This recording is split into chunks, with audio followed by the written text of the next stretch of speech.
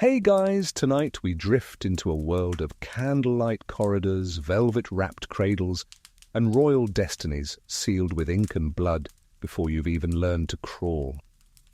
You're not just anyone, you're a royal daughter, born under the flutter of embroidered banners and the quiet rustle of noble gowns. The midwives whisper your name with reverence, courtiers bow. Your future, they say, will unify empires, but, well, you probably won't survive it. The silk sheets are heavy, the windows tall and narrow, letting in the barest blue sliver of moonlight. The cradle rocks gently as your wet nurse hums an old lullaby about a princess who never left her tower. You don't know it yet, but that song is more autobiography than fairy tale. So before you get comfortable, take a moment to like the video and subscribe, but only if you genuinely enjoy what I do here. And let me know in the comments where you're listening from and what time it is where you are. Now dim the lights, maybe turn on a fan for that soft background hum, and let's ease into tonight's journey together. You're swaddled in the finest damask linen, though you can't tell the difference. The wet nurse smells like goat's milk and camphor, and the carved canopy above your head has more cherubs than scents. Somewhere down the corridor, someone's already drawing up your marriage contract. You are 6 hours old. The courtiers speak softly when they pass by the nursery door, but their eyes flick toward you like you're an investment, one that must be carefully managed. You are healthy, thank goodness. 10 fingers, 10 toes, no obvious deformities. The court physician does a little flourish and nods. Everyone exhales. This round, the family genes haven't misfired yet. The wet nurse hums, rocks you. You blink, and the tapestry beside the cradle seems to watch back. A scene of angels, lions, and what might be an anatomically incorrect giraffe. By age 3, you're fluent in 2 languages and know which fork is for fish. You are also no longer allowed to run. It's unladylike. You are trained to sit still in gowns that itch, sip broth without slurping, and smile without showing too many teeth, especially if your Habsburg chin is already peeking out. Just a bit. You're introduced to portraits of men you'll likely marry. One is 7, another is 23, one has a chin that could crack walnuts. You are instructed to curtsy to all of them.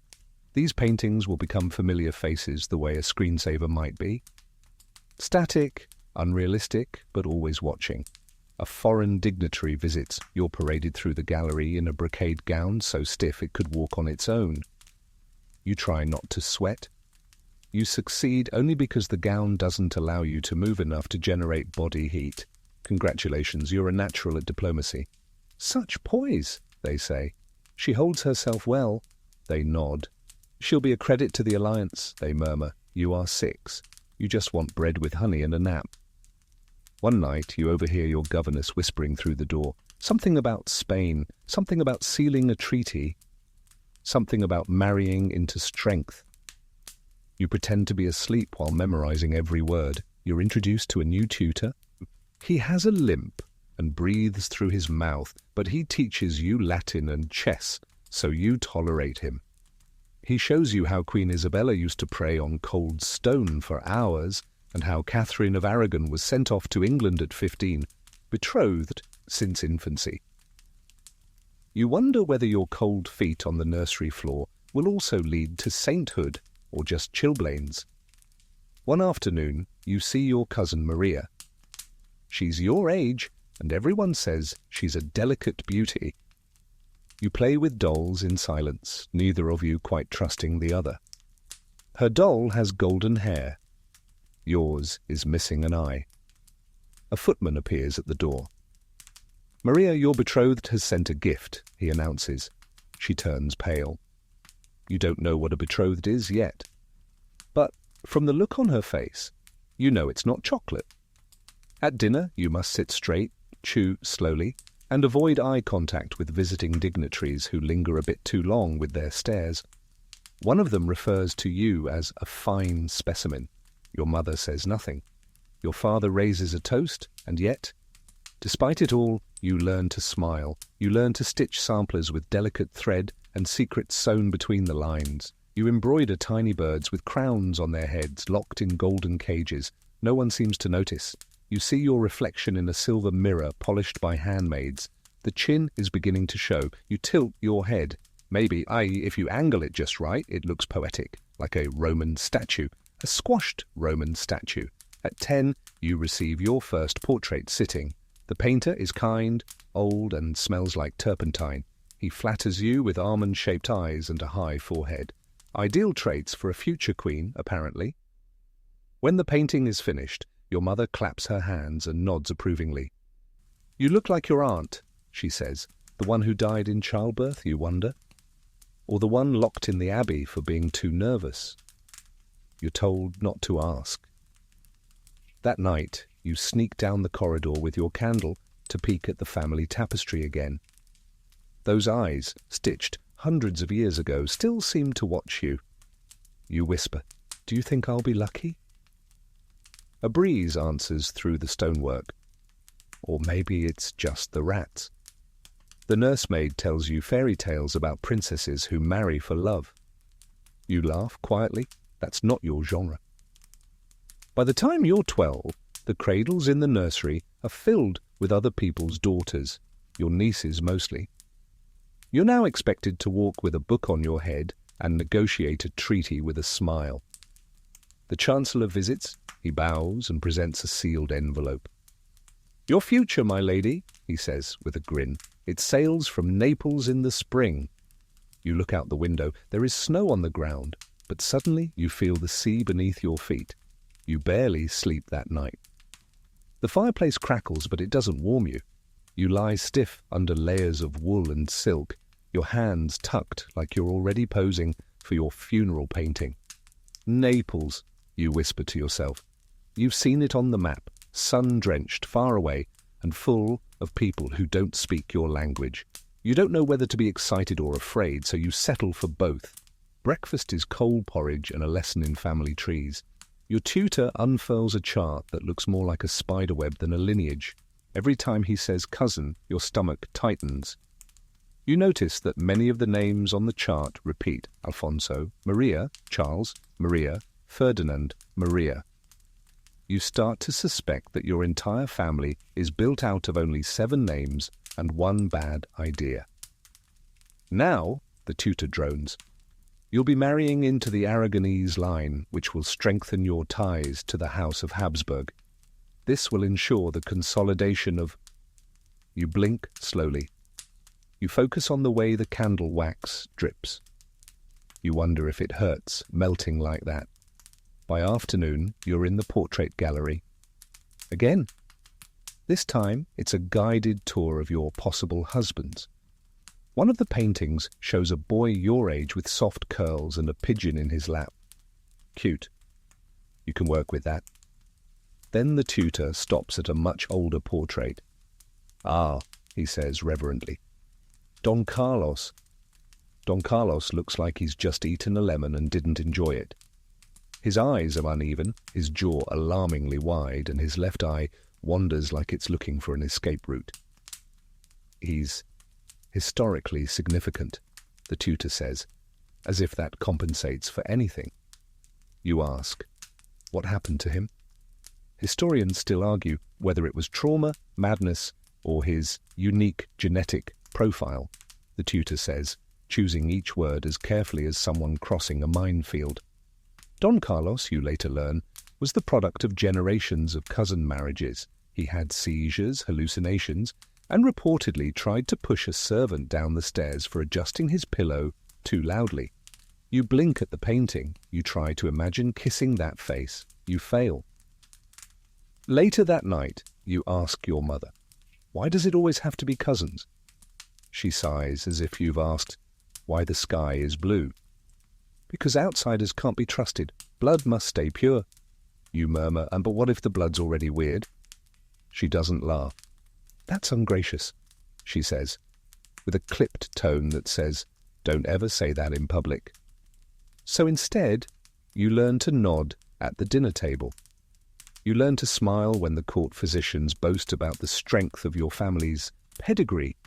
You learn that personality, intelligence, kindness, these are luxuries. What really matters is that your great-grandmother was also your great-aunt, or something. You stop trying to untangle it after chart number 4. you begin to notice things: a cousin who stutters and limps, an aunt whose head always tilts at a strange angle, a nephew with a soft skull and no eyebrows. Everyone smiles. No one mentions anything. One evening during embroidery, your older cousin drops her needle and lets out a strange sound. A moment later, she slumps over. The ladies in waiting rush her out. When you ask the next morning, they say she fainted. You saw her eyes roll back. That wasn't fainting. They say it's stress, nerves, womanly fragility. They say a lot of things. You're told it's normal to feel tired, to hear your heart pounding too loud, to forget your own prayers halfway through. You're told it's normal when your cousin writes backwards and eats chalk. She's imaginative, they say. But deep down, you know, this isn't imagination. It's inheritance. You meet your betrothed on a humid Tuesday afternoon. He arrives with 3 horses, 4 priests, and a man whose job seems to be fluffing his cloak. His name is Felipe. He's technically your second cousin once removed, maybe twice. You've lost count. He's fine. His chin is pronounced, but not weaponized. He blinks slowly, doesn't say much. You suspect the 4 priests are more for his benefit than yours. You curtsy. He bows. It's all terribly romantic, in the way that soup is romantic. Your governess whispers that he's considered robust, a word that used to mean strong but now feels like a desperate wish. Your father claps Felipe on the back and says, "A strong match, the bloodlines are united." You want to scream, "That's the problem," but instead you smile and sip lukewarm rosewater. Later, at the feast, Felipe gives you a gold ring with a sapphire. It's lovely. It once belonged to his grandmother and her sister and their cousin, all the same woman if you trace it far enough. That night, you dream of vines twisting into themselves, beautiful, tangled, choking. Your mother finds you looking pale the next morning and assumes it's wedding nerves. You don't correct her. During a carriage ride with Felipe, he finally speaks. "I have 12 toes," he says proudly, "like my uncle." You blink. "That's interesting." He smiles. "Want to see?" You decline, firmly. At court they say it's a good sign, a sign of blessed lineage.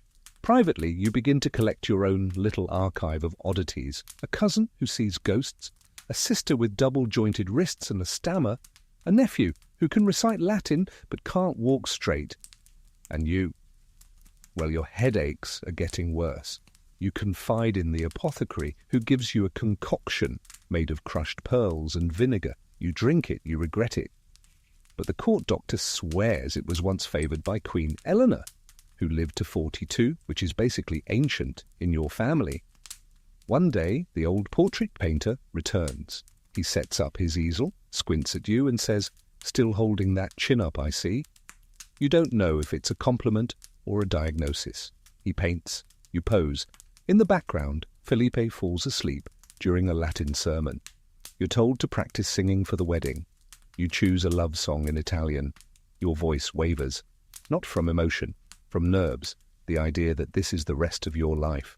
Diplomacy via discomfort, romance via recessive gene. Still you smile. Because that's what royal daughters do. You wake before dawn on the morning of your engagement ceremony. Not because anyone calls you, no, they'll do that soon enough, but because your body is already wired for performance. The palace is still quiet, save for the soft clatter of maids preparing hot water and the distant, echoing cough of the archbishop with the unsettling hands. Your gown hangs from a carved cedar frame. It smells like lavender, starch, and destiny. 5 layers, 3 corset ties, and a collar high enough to conceal both posture and protest. As they dress you, the maid gently says, "Try not to breathe too deep." Classic advice in your family. Downstairs, Felipe is already half-dressed, talking to a falconer.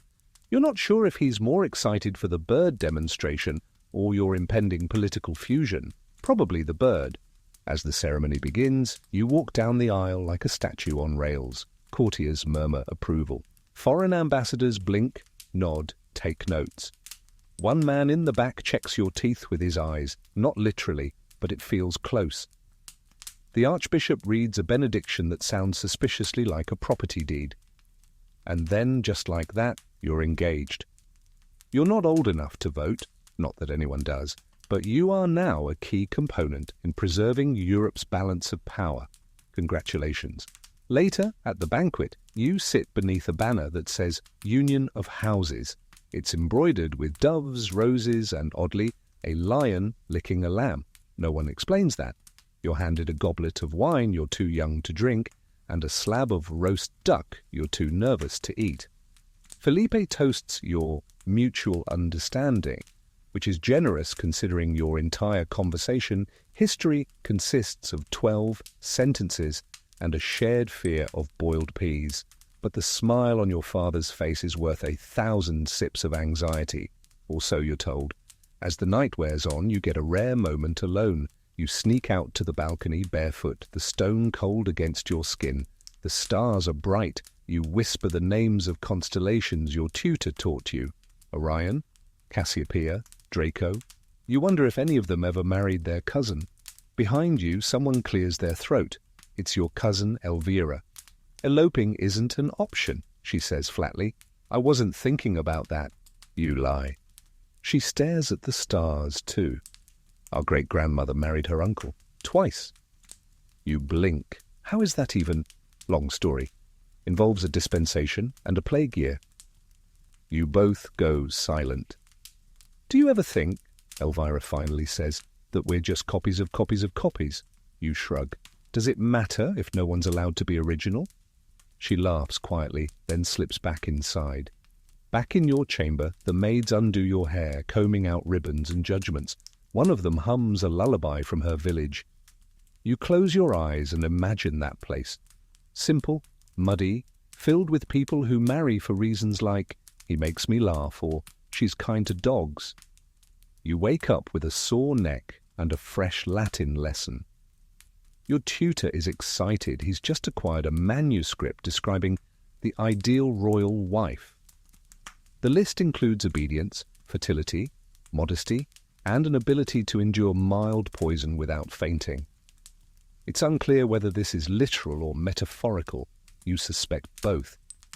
You try to memorize your conjugations, but your mind drifts to a rumor circulating the palace. A princess in Vienna has had a breakdown.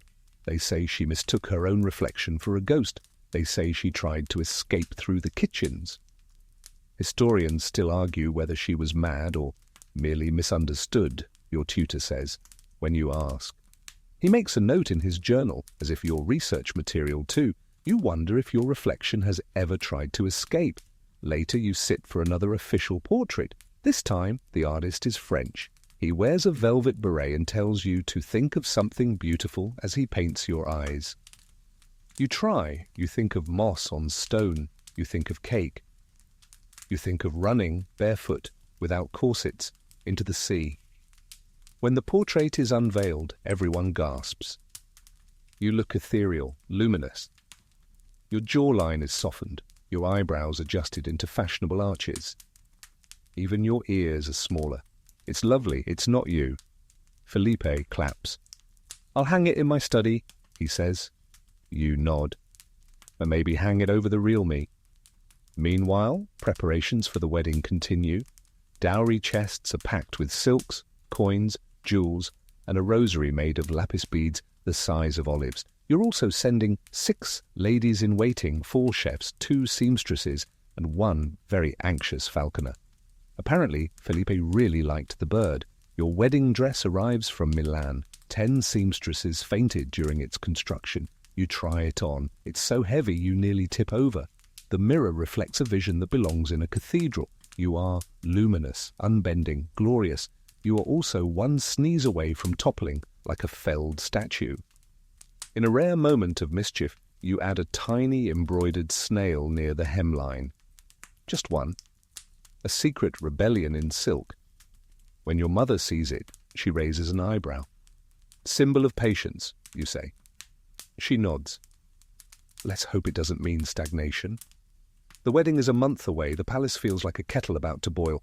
Diplomats swarm like flies. Your aunt has developed a twitch. The falconer is down to 2 birds. You're told to begin writing your wedding vows. You stare at the parchment and wonder what vows even mean when your entire life has already been spoken for. You dip your quill and write. I vow to remain intact, at least until shipped.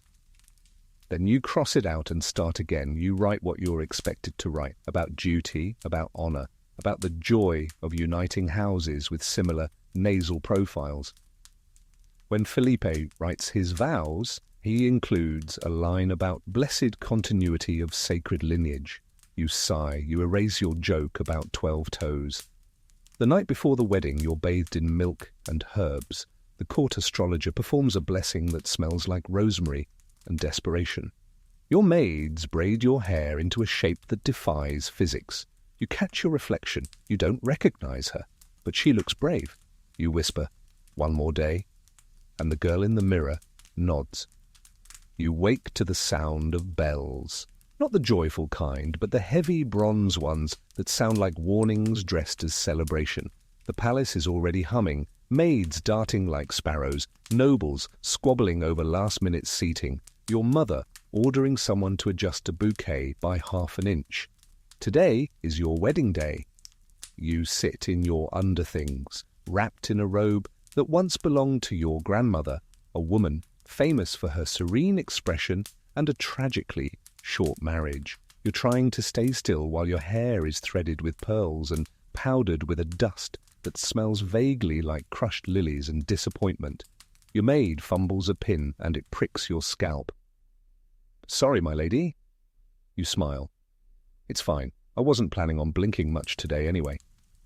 An hour later, you're in full regalia. You're not walking, you're floating. Or at least that's the goal. Your spine is straight, your veil is 23 feet long, and your train has its own support staff. As you descend the grand staircase, guests hush. You hear gasps, the rustle of silk, the shuffling of feet.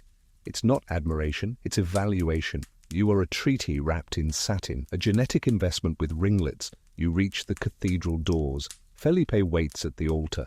He looks nervous, which is endearing, until you remember it's probably nerves about the speech, not about binding his life to yours. The ceremony begins. The air is thick with incense and ambition. The Archbishop speaks of unity, destiny, sacred bonds, and, again, the importance of lineage. You're starting to wonder if anyone in this room believes in personality. He places your hands together. Felipe's palm is clammy. You resist the urge to wipe yours on your dress. The vows are spoken, rings exchanged, and then, oh yes, the kiss. It is brief, ceremonial, and entirely uncle-like. A cheer rises. You are now married. You've leveled up from pawn to still a pawn, but now with a tiara. The reception is a blur of music and meat, roasted peacock, glazed hare, pastries shaped like fleur-de-lis. Felipe offers you a sugared almond, which you accept with a smile and chew, like you're biting through contract parchment. You dance once, twice, then you're allowed to sit. Everyone is watching you for signs of grace, of joy, of healthy hips. Midway through the evening, a duke leans over and whispers, "May your womb be as fruitful as your family tree." You stare at him. "That's the creepiest blessing I've ever received." He laughs. He thinks you're joking. You are not. As the candles burn low and the guests begin to depart, your governess touches your arm gently. "Time," she says. You are escorted to the bridal chamber like a queen entering a tomb. The room is lit by candles and expectations. The bed is draped in gauze, as if modesty can be stitched into fabric. Felipe enters. He looks even more nervous now. He offers you a slice of fig. You accept. You both chew in silence for what feels like 10 years. You look at him. You don't have to do anything you don't want to. He blinks. I thought I was supposed to say that. You both exhale. And in that strange, quiet moment, something resembling understanding passes between you. Not love, not even affection, but a truce. The next morning, the sheets are examined, as if your body is a ledger that must be signed and sealed for history's accountants. The dowries are confirmed, the treaties are ratified, the aunts cry, the court claps, and you, well, you take a very long bath. Married life begins not with joy, but with protocol. There are morning appearances, balcony waves, fertility teas brewed from alarming roots, and prayers read over your abdomen by a bishop who pronounces your name wrong. Your new palace is grand but cold. It smells of wax and old paper. You are shown portraits of Felipe's ancestors. All of them share the same watery eyes and a nose like a melted candle. You write to your sister. You tell her the palace is lovely and your husband is kind. You do not mention the astrology consultation that concluded your first child may have a tale of symbolic importance. Instead, you tell her about your window view, how the hills in the distance look like soft velvet under the morning mist. You leave out the part where you watch deer and wonder what it's like to choose your own mate. Felipe, to his credit, is respectful. He spends most days hawking or commissioning tapestries. He gifts you a mechanical bird that chirps when you turn a crank. It's loud, ugly, and you treasure it. You soon learn that being a royal wife is less about companionship and more about ceremonial appearances. You sit beside Felipe in council meetings where no one asks your opinion. You smile through 3-hour masses. You host banquets where you praise the pickled eel while trying not to gag. The pressure to conceive begins immediately. Your mother-in-law, a formidable woman, with eyebrows like drawn swords, visits unannounced to offer fertility amulets and advice involving goat's milk and moonlight rituals. She also recommends humming the name Isabella while drinking fennel tea. You thank her politely while hiding your laughter behind a lace fan. Meanwhile, Felipe develops a sudden interest in botany. He spends hours in the greenhouse cultivating a plant that wilts every time he touches it. Symbolic, you mutter. Despite everything, you begin to adapt.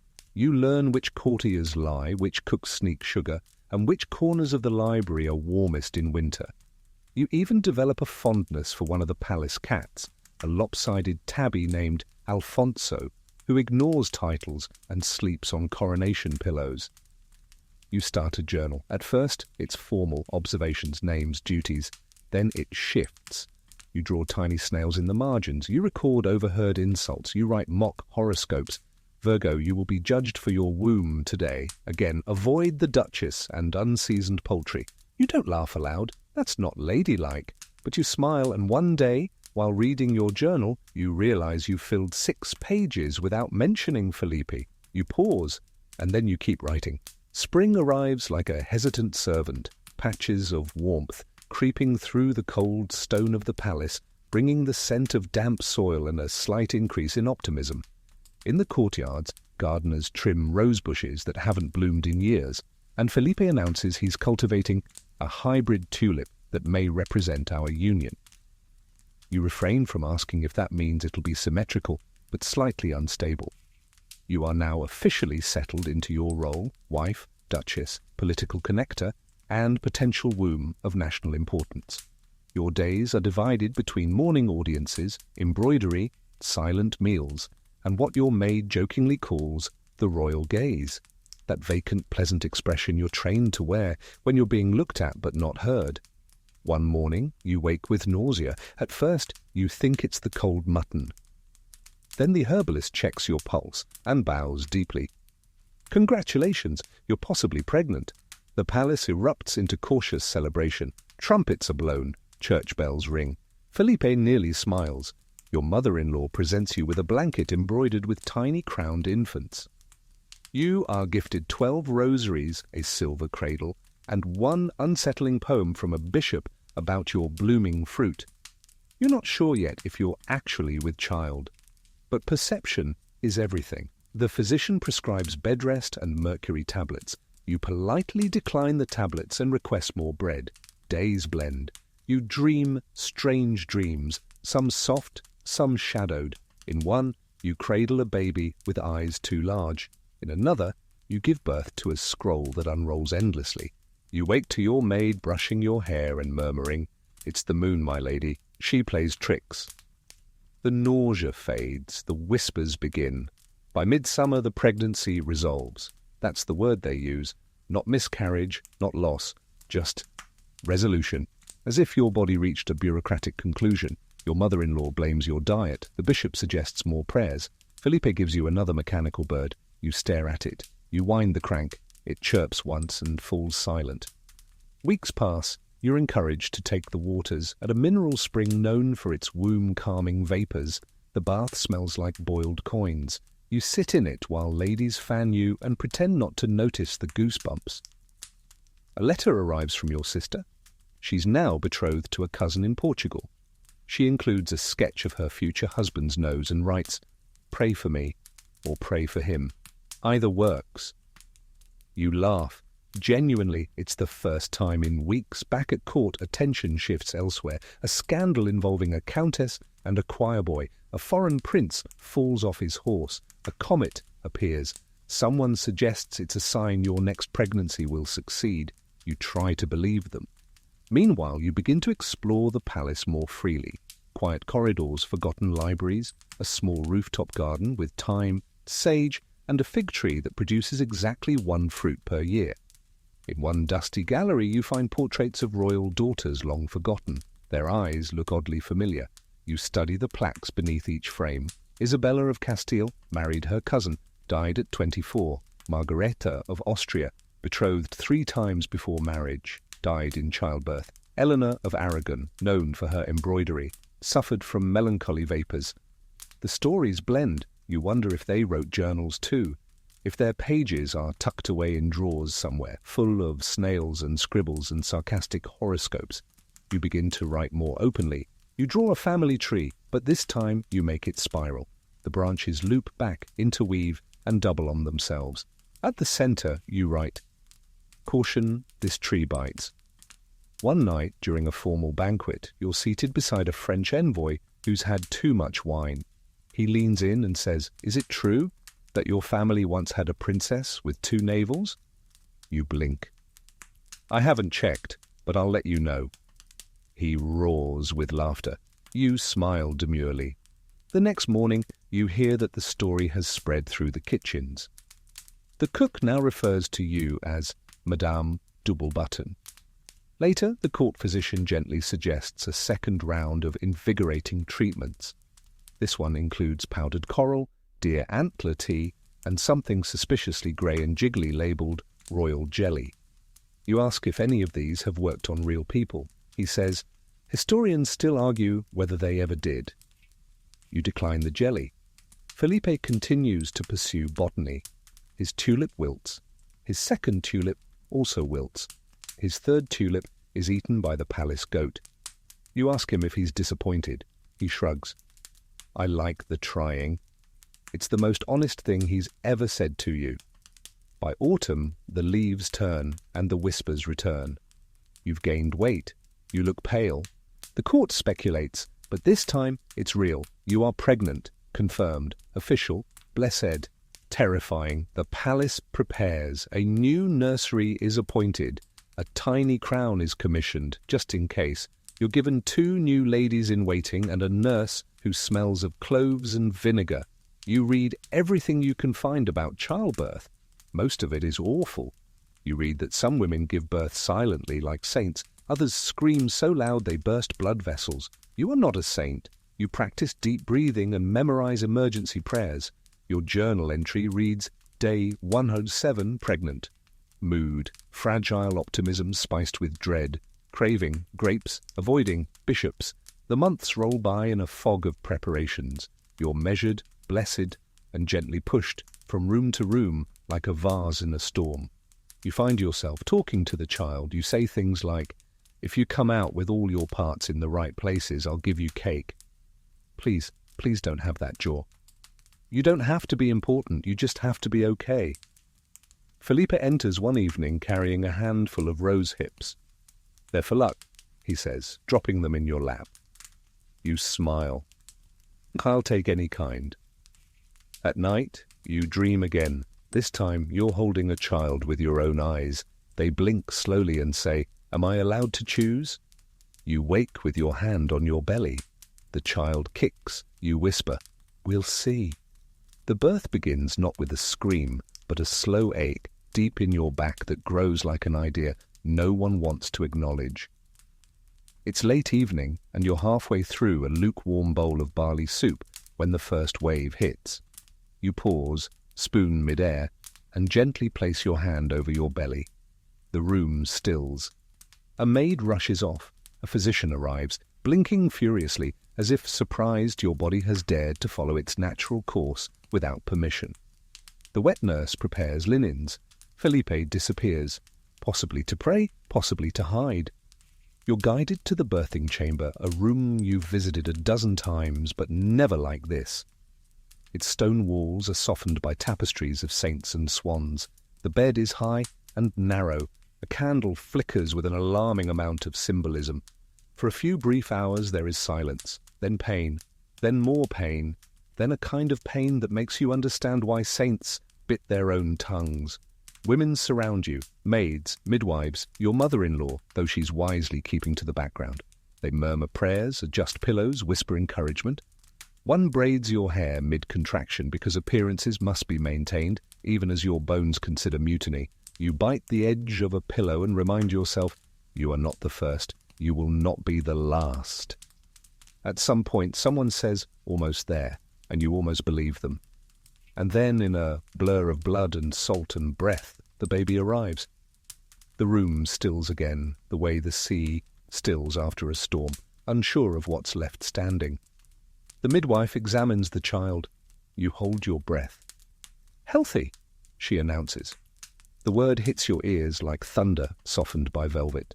You sob inelegantly, uncontrollably, and someone presses a damp cloth to your forehead. The baby is placed in your arms, tiny, red, wailing. You trace their face with your finger, eyes like yours, a nose that's still choosing its direction. No chin of doom. You whisper, "Hello, my miracle." Felipe enters, pale and stunned. He looks at you, then the child, then you again. "She's perfect," you say. He nods, then says something completely unexpected. "She looks like she knows more than I do." You grin. She probably does. The baby is named Elena, or perhaps Maria, depending on which grandmother wins the argument. Either way, you call her Sunbeam when no one is listening. The court rejoices. A healthy daughter is not as celebrated as a son, but after generations of strange coughs and small funerals, any child with full lungs and strong limbs is a victory. The astrologer draws her chart. "Balanced elements," he says. "Good omens, no tails." You resist the urge to kick him. Your mother sends gifts, an ivory rattle, a miniature harp, a note that reads simply, "Well done, rest, there will be more." You laugh, then cry, then sleep for what feels like a century and still isn't enough. Recovery is slow. Your body feels like a battlefield decorated in brocade. You bleed, you ache, your spine feels like it's considering retirement. But when Elena cries, you move. She is swaddled in silk, tucked into a bassinet with more embroidery than sense, and already scheduled for a formal portrait. Felipe tries to hold her. She screams. She has excellent instincts, you say. Over time, she warms to him. He builds her a tiny mechanical butterfly that flutters once, then falls apart. She likes it, you lie. Life settles into a new rhythm. You rise before the sun to nurse, then attend council sessions where you are still not asked for your opinion, but now given a softer chair. You draft polite letters, you host tea for other noble women, you compare baby milestones with alarming competitiveness. Yours rolled over at 3 months, mine composed a sonnet. Elena grows. She laughs often and loudly. Her presence softens the palace. Even Felipe smiles more. You begin to dream again, not the strange, cryptic dreams of pregnancy, but ones where you walk freely through fields, your daughter beside you, untethered by bloodlines or treaties. In one, you bake bread. In another, you build a tree house. You've never baked or climbed a tree in your life, but still. And then the pressure begins again. It starts with a letter from your aunt, now for a son, then your mother-in-law, heirs and spares. Then the bishop, during a christening sermon, manages to turn "go forth and multiply" into a personal challenge. You nod, smile, sip tea, and ignore the unspoken weight curling at the edge of every glance. You want more children, but you also want rest and time, and if you're honest, freedom. Felipe surprises you one afternoon. "I told the court we're waiting until you're ready," he says, without making eye contact. You blink? You did? He nods. Eleanor's enough for now. I'd like to name a tulip after her. You tilt your head. You're learning. He shrugs. Slowly.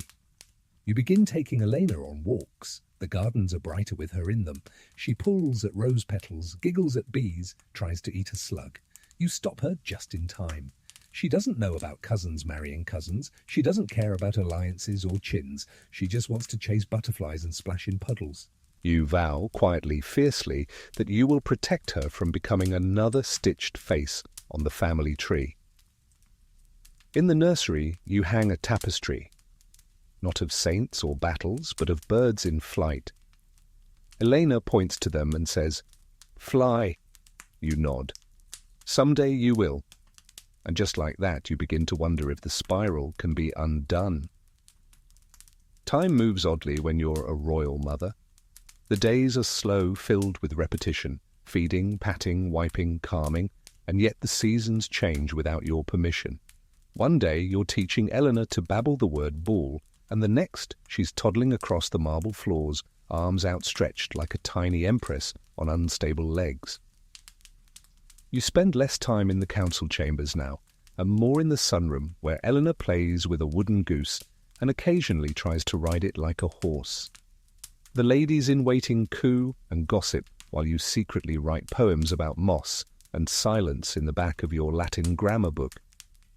There's something profoundly surreal about watching your daughter, this beautiful, chaotic little creature, laugh in a palace built on centuries of cold diplomacy. She has no idea that her ancestors arranged marriages over liver pâté and dictated border shifts with quill pens stained in red wine.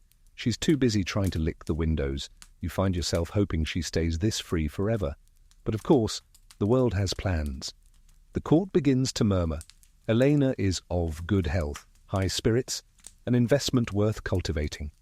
It starts with small things, a new portrait commission, a suggestion she be taught a second language by age 3, talk of a nursery betrothal. You feel your chest tighten. No, you say, when Felipe casually mentions a visiting duke with 3 sons. He looks surprised. I didn't say anything yet. You were thinking it. He stares. Are you reading my mind now? Just your eyebrows. They're very suggestive. You both chuckle, but the air between you feels thinner. The truth is, even Felipe, as harmless as he often seems, grew up in the same twisted tradition. Betrothals were childhood milestones, alliances, not affections. You're not sure he knows there's another way. So you start teaching Elena other things, not just court etiquette and Latin prayers, but how to listen to the wind. How to tell when someone's lying without saying a word. How to hide a toad in your sleeve without getting caught, though that one may have been accidental. You take her to the library where the dust smells like pepper and forgotten arguments. She pulls books off the lower shelves and pretends to read them upside down. You begin reading her stories, not just saints and noblewomen, but folk tales. Witches, wolves, girls who run into the forest and don't come back because they choose not to. Your maid, Greta, frowns at that. My lady, perhaps less about disobedient girls and more about obedient ones. You smile. There's time for that later. One afternoon, you come across Felipe in the rose garden. He's kneeling beside a thorny bush, murmuring to himself about root rot. Elena runs to him and throws her arms around his neck. He startles, then softens, scooping her up like she's a basket of wildflowers. She's fearless, he says, looking at her. Like you. You shake your head. No, she's freer than I ever was. Felipe looks down at the bush. Maybe she'll be luckier. A few weeks later, a letter arrives from the imperial court, sealed in wax, smelling faintly of old ambition and expensive ink. It mentions Elena by name, a proposed betrothal. A boy of noble lineage, aged 4, reportedly fond of horses and throwing jam. You burn the letter in the hearth before anyone else sees it. Your governess is scandalized. You didn't even show it to the council. I'm the child's mother. you say, evenly. Let them file a complaint. For days after, you expect backlash. But it never quite arrives. The council grumbles. Felipe blinks his usual blink. The bishop coughs theatrically, but no one dares push. You think perhaps you've earned this. Or maybe they're just afraid of what you'll burn next. Historians still argue whether it was your influence or your quiet threat that altered the course of Elena's early life. Some say it was the decline of the dynastic fever. Others point to an ill-timed scandal involving another princess and a goose cart. You know the truth. It was stubbornness and a little fire. You start noticing cracks in the dynasty's marble facade, cousins born with missing fingers, nieces with twisted spines, nephews who can't speak above a whisper, all brushed aside as unfortunate but manageable. You wonder how many more generations the tree can grow before it collapses under its own spiraling branches. You sketch another family tree in your journal. This time, instead of names, you draw roots tangling around a stone. You send a secret letter to your sister in Portugal. You ask, do they ever let you forget the bloodlines? She writes back, only when there's a war or a wedding or a death. You write again, which comes first? She doesn't answer for weeks. In the meantime, you begin planning a private trip, just you, Elena, and 2 guards, to a nearby village for a festival. Officially, it's a gesture of goodwill. Privately, it's a glimpse into a world that smells like bread, not incense. When you arrive, the villagers are stunned, children gape, women curtsy awkwardly. A man offers you a wheel of cheese so large it takes 2 oxen to carry. Elena chases chickens through the square. You laugh so hard, you forget to be royal. That night, you stay in a house with crooked beams and a mattress stuffed with straw. Elena snores beside you, sticky with honey and joy. You whisper to the ceiling, this is what I wanted. In the morning, you return to the palace, the illusion folded carefully into memory. Back in your chambers, you hang a small tapestry of the village square, commissioned in secret. You ask the artist to include the chickens. He does. Elena points to it and says, happy day. You nod. Yes, let's have more of those. And though you know the world may resist, you also know that now you do not resist back. Not anymore. Autumn comes with gold-tipped leaves and the faint scent of aging stone. The palace breathes slower now, heavy tapestries muffling the chill, fireplaces murmuring in long corridors. You walk those corridors often, Elena's small hand clutched in yours, her voice echoing off marble as she recites half-memorized nursery rhymes and half-invented ones. She likes to mix saints with ducks. The court is alarmed. You're delighted. By now, Elena is 3, bright-eyed, and determined to name every goose in the kingdom. She has opinions about pastries, refuses to wear shoes in the library, and once told a visiting noble that his hat looked tired. You gave her an extra biscuit for that. But of course, this period of peace, of unchecked laughter, can't last. You first sensed the shift during a council banquet. A new ambassador from Vienna is seated 2 places to your left. He speaks slowly, precisely, with a smile that never quite reaches his eyes. She's charming, your daughter, he says. You thank him, and promising, a rare blend of elegance and health. You tilt your head. Are you proposing a trade or a recipe? He chuckles politely. You don't. Later, Felipe tells you he's been approached discreetly. 3 separate courts expressing interest in early negotiations for Elena's hand. Not marriage yet, of course. Just intentions, possibilities, glorious futures stitched with golden thread. You feel your heartbeat in your ears. She's 3, you say. She's royal, he replies gently. You stare at him. So am I. Look how that worked out. Felipe doesn't argue. He rarely does. But you can see it in his eyes. He's torn between the father he wants to be and the prince he was raised to become. The pressure isn't just on you. It's in his blood too. The next day, you order the nursery doors locked to courtiers. Only nurses, tutors, and trusted staff may enter. The bishop makes a show of being scandalized. The council calls it overprotective. You call it basic parenting. You begin instructing Elena in stranger detection. If someone says they're your cousin, what do? Ask them how many fingers they have. Excellent. If someone asks her to pose for a portrait, she asks to draw them first. Her sketches are brutal. You keep a few in your drawer for rainy day amusement. Historians later point to this period as the beginning of a subtle rebellion in court life, a shift in how royal children were perceived. Less like commodities, more like people. It's a slow change, and it begins with something scandalously simple. Affection, Felipe notices. One night, after Elena falls asleep beside the fireplace, he sits beside you with a bowl of chestnuts. She's not what I expected, he admits. You raise an eyebrow. You thought she'd be more obedient. I thought she'd be manageable, like a good estate. Or a tulip. You laugh. She's a goat in a velvet cloak, and I adore her. He nods slowly, then says, I do too. You watch the fire crackle between you, unsure of what to do with the warmth growing there. You begin keeping records, notes about Elena's words, sketches of her adventures, fragments of overheard jokes. You paste these into a second journal, separate from the one with your sarcastic horoscopes and family tree spirals. This one is softer, hopeful. You call it the Book of Possible Futures.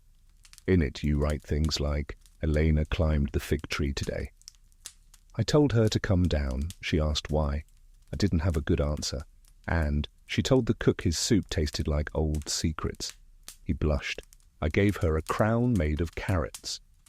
One afternoon, while you're reviewing estate ledgers, Elena sneaks in wearing Felipe's ceremonial cloak and declares herself Queen of Leftovers. She bangs a spoon on a candlestick and demands less math, more jam. You give her both. And yet, beneath the laughter, you feel the gears of dynasty grinding back into motion. A visiting duke asks, when will she begin court appearances? A dowager countess suggests French tutors. An envoy sends a pearl-studded doll to remind her of her status. You lock the doll in a cabinet. It looks too much like a miniature bride. Still, there are moments of joy. You teach Elena to dance, badly, on purpose, stomping around the study to harpsichord music and pretending to fall into chairs. She thinks you're a genius. You've never felt prouder. You show her how to write her name with a quill. She writes it upside down and backwards. You keep the page forever. You plant herbs together in the courtyard. When she mislabels sage as baby spinach, you let it stand. A week later, Felipe eats it in a salad. He survives, but even joy has its shadows. You receive a letter from your sister. Her husband is reliable, her health fine, her days quiet. The handwriting is neat, too neat. There are no jokes. You write back, I miss the sound of your laughter more than anything. I hope your children inherit your smirk. No reply comes. Later, you hear whispers. Her daughter, your niece, is engaged at 5 years old to a prince in Saxony. The betrothal portrait shows her clutching a doll and looking slightly terrified. You stare at the image for a long time. That night, you hold Elena too tightly. She squirms and murmurs, Mama, I'm not glass. You loosen your grip. No, you whisper. You're thunder. The next morning, you begin making a plan. You meet with your steward. You review Elena's inheritance. You speak to a notary, quietly. You begin securing things in her name, lands, trusts, protections. You're not naive enough to think you can undo generations of inbreeding, but you can give her choices. Felipe watches this unfold with his usual measured blinking. You're plotting something, he says. I'm mothering, you reply. Same thing, he mutters. You kiss his cheek. I'm glad you understand. That night, you write in the Book of Possible Futures. There's a storm coming, but she has boots and a map and her name written on the wind.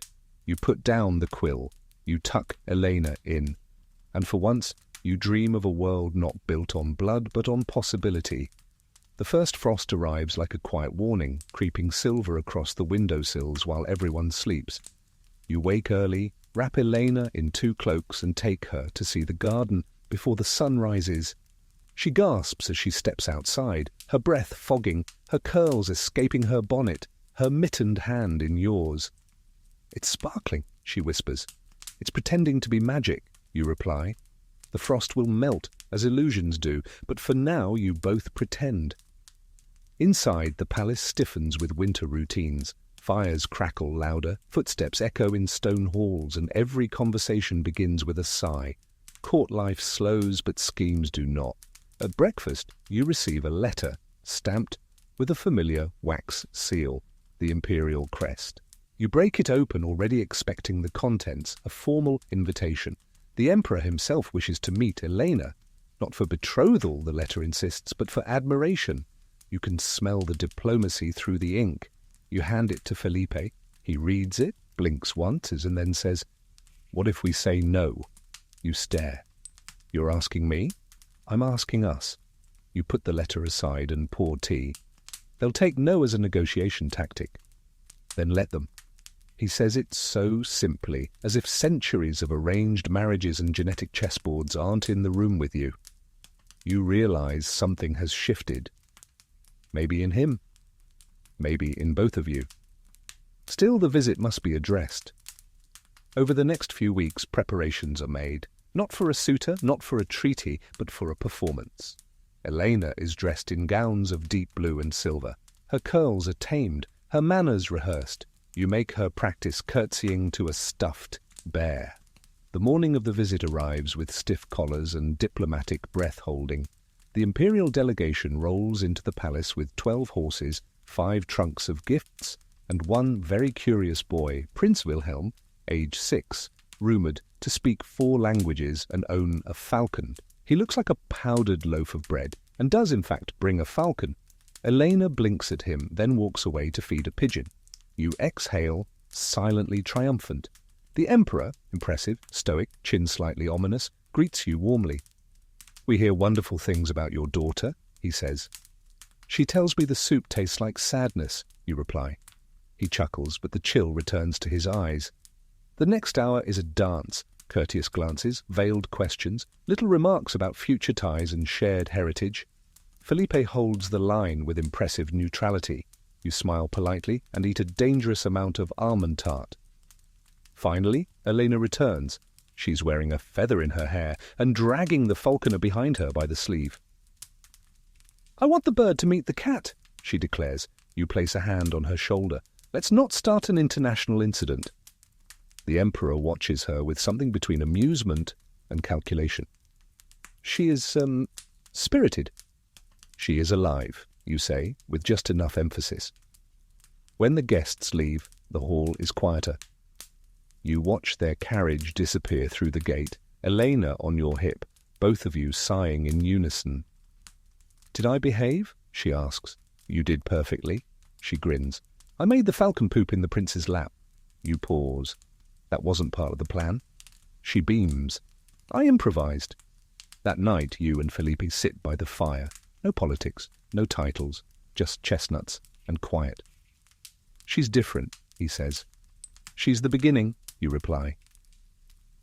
You begin spending more time with Elena's tutors, not to interfere, but to reshape. You ensure she learns more than etiquette. She studies plants, astronomy, how to spot lies in a room full of smiles. You insist she learn how to say no in 6 languages, 7, if you count the eyebrow raise. You tell her bedtime stories, not of princesses waiting in towers, but of queens who built ships, escaped abbeys, wrote books that outlived dynasties. She asks, "Were they real?" "Some were," you say. "Some will be." She nods solemnly, as if she intends to be both. You give her the Book of Possible Futures on her 4th birthday. She can't read it yet, but she flips through the pages like they're sacred spells. Is this mine? All of it. One day, while playing in the hall, Eleni bumps into a young visiting duke's son. He stares at her. She stares back. He says, "My father says you're to be my wife." She replies, "My mother says your father's an onion." You are called into a very tense tea later that afternoon. You apologize formally. Then offer the boy a book on botany and a warning not to stand in hallways. Afterward, Felipe says, "We may have to flee the country someday." You smile. "Then let's teach her how to run fast." But not all stories. Stay playful. One evening, while reviewing ledgers, you receive word that your sister is unwell. The details are vague. Fever, they say, but you know that in your family, fever often hides what no one wants to name. You send letters. No reply. Weeks pass. Then a reply arrives, not from her, but from her husband's steward. She passed away in her sleep. Quiet, holy, obedient to the end. You sit still for a long time. Felipe finds you in the library, staring at a page you haven't turned in an hour. "I'm sorry," he says. You nod. "She never got out." "No," he agrees. You write Elena's name again in your journal, then underline it. The next day, you cancel all public engagements for a week. You take Elena to the orchard, just the two of you. You pick apples. She names each one. You don't correct her when she calls the wormy one Prince Jam-Toes. Later that evening, as she sleeps, you tell her stories of your sister. The way she rolled her eyes, the way she painted her fingernails with crushed berries. You tell her the truth and the things you wish had been true. You whisper. You don't belong to any man's treaty, not even mine. And in the silence that follows, you feel the branches begin to bend. Winter deepens. The palace grows quieter, blanketed in snow and protocol. Outside, the trees stand bare, their gnarled branches like the fingers of forgotten monarchs reaching skyward, waiting for spring. Inside, the halls creak, the servants whisper, time stretches. Elena, now nearly 5, remains a fire in the frost. She's taller, quicker, her words are sharper, her questions constant. She asks why bishops wear hats shaped like fish, why no one in portraits smiles with their teeth, why the men in the council chamber smell like burnt feathers. You have no good answers. Instead, you teach her how to tell when someone is lying by how long they blink. You show her how to fake a polite laugh. You even let her powder your nose once and walk into court with one cheek more flour than flesh. No one mentions it. You suspect they were too afraid. But not everything is mischief. There's the slow ache of absence, too. Your sister's death weighs on you in strange moments. When the lute plays that melody she used to hum, when Elena tilts her head in that same thoughtful way, when you open a letter and realize it's not hers. One afternoon, you walk into the solar and find Elena standing at the window. "Are stars still there in the day?" she asks. "Yes," you say, "just hiding." She thinks for a long time. "Like people?" You don't answer right away. Then, "Sometimes, but stars come back. People don't always." She nods like she understands. You suspect she understands more than you'd like. Court life continues its stiff dance. Guests arrive. Diplomats flatter. Artists sketch. A new duchess visits, one known for her perfect lineage. 12 generations of unimpeachable ancestry, not a drop of foreign blood. You sit beside her at supper. "I hear your daughter's rather opinionated," she says, cutting her meat into exact, joyless squares. "She has her own thoughts," you reply. The Duchess raises an eyebrow. "Hey, that's not always a good thing in girls." You smile. Neither is being forgettable. That evening, you watch Elena pretend to knight the cat with a celery stalk. You can't imagine her being anything but unforgettable. Still, pressure builds. Felipe receives a letter from his cousin, another proposal, this one cloaked in compliments.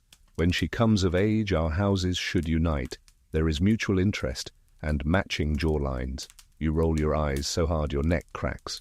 "Ignore it," you say. He does. But then another letter comes, and another. The tone shifts.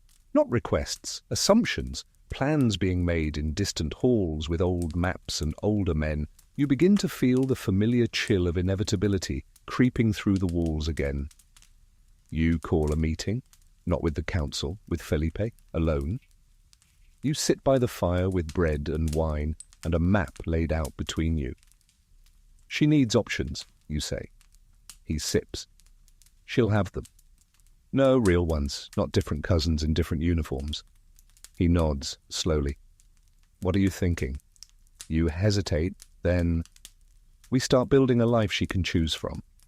He looks at you like you've just suggested burning the family chapel. A choice? He says.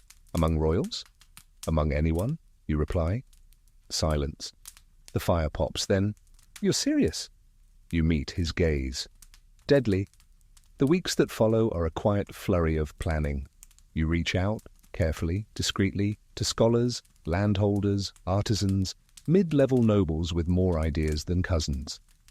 You begin shaping a future for Elena that does not hinge on dynasty alone, one rooted in education, ownership, self-sufficiency. You create a curriculum, languages, governance, trade. She studies history not just of monarchs, but of merchants, philosophers, rebels. You commission a female tutor, rare, brilliant, widely regarded as improper. You pay her double. Elena thrives. She asks if dragons ever ruled empires. You say no. Then pause. Though some emperors breathed just as much fire, she giggles. Her questions keep coming. If I don't marry, can I still wear a crown? Yes. What if I marry someone poor? Then they'll be rich in nerve. What if I don't want to be a queen at all? You stop. Then kneel. Then I'll call you whatever you want to be. She looks at you. Even captain of all goats? You bow. Especially that. Rumours, of course, begin to swirl. Whispers in corridors. The duchess who's spoiling her daughter. The prince who allows it. Some call it eccentric.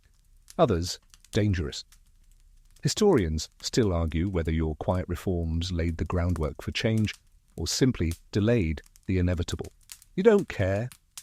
You're not writing history, you're building a child. One afternoon, you receive a letter from the abbey where your sister once visited during Lent. It includes a poem, unfinished, in your sister's hand.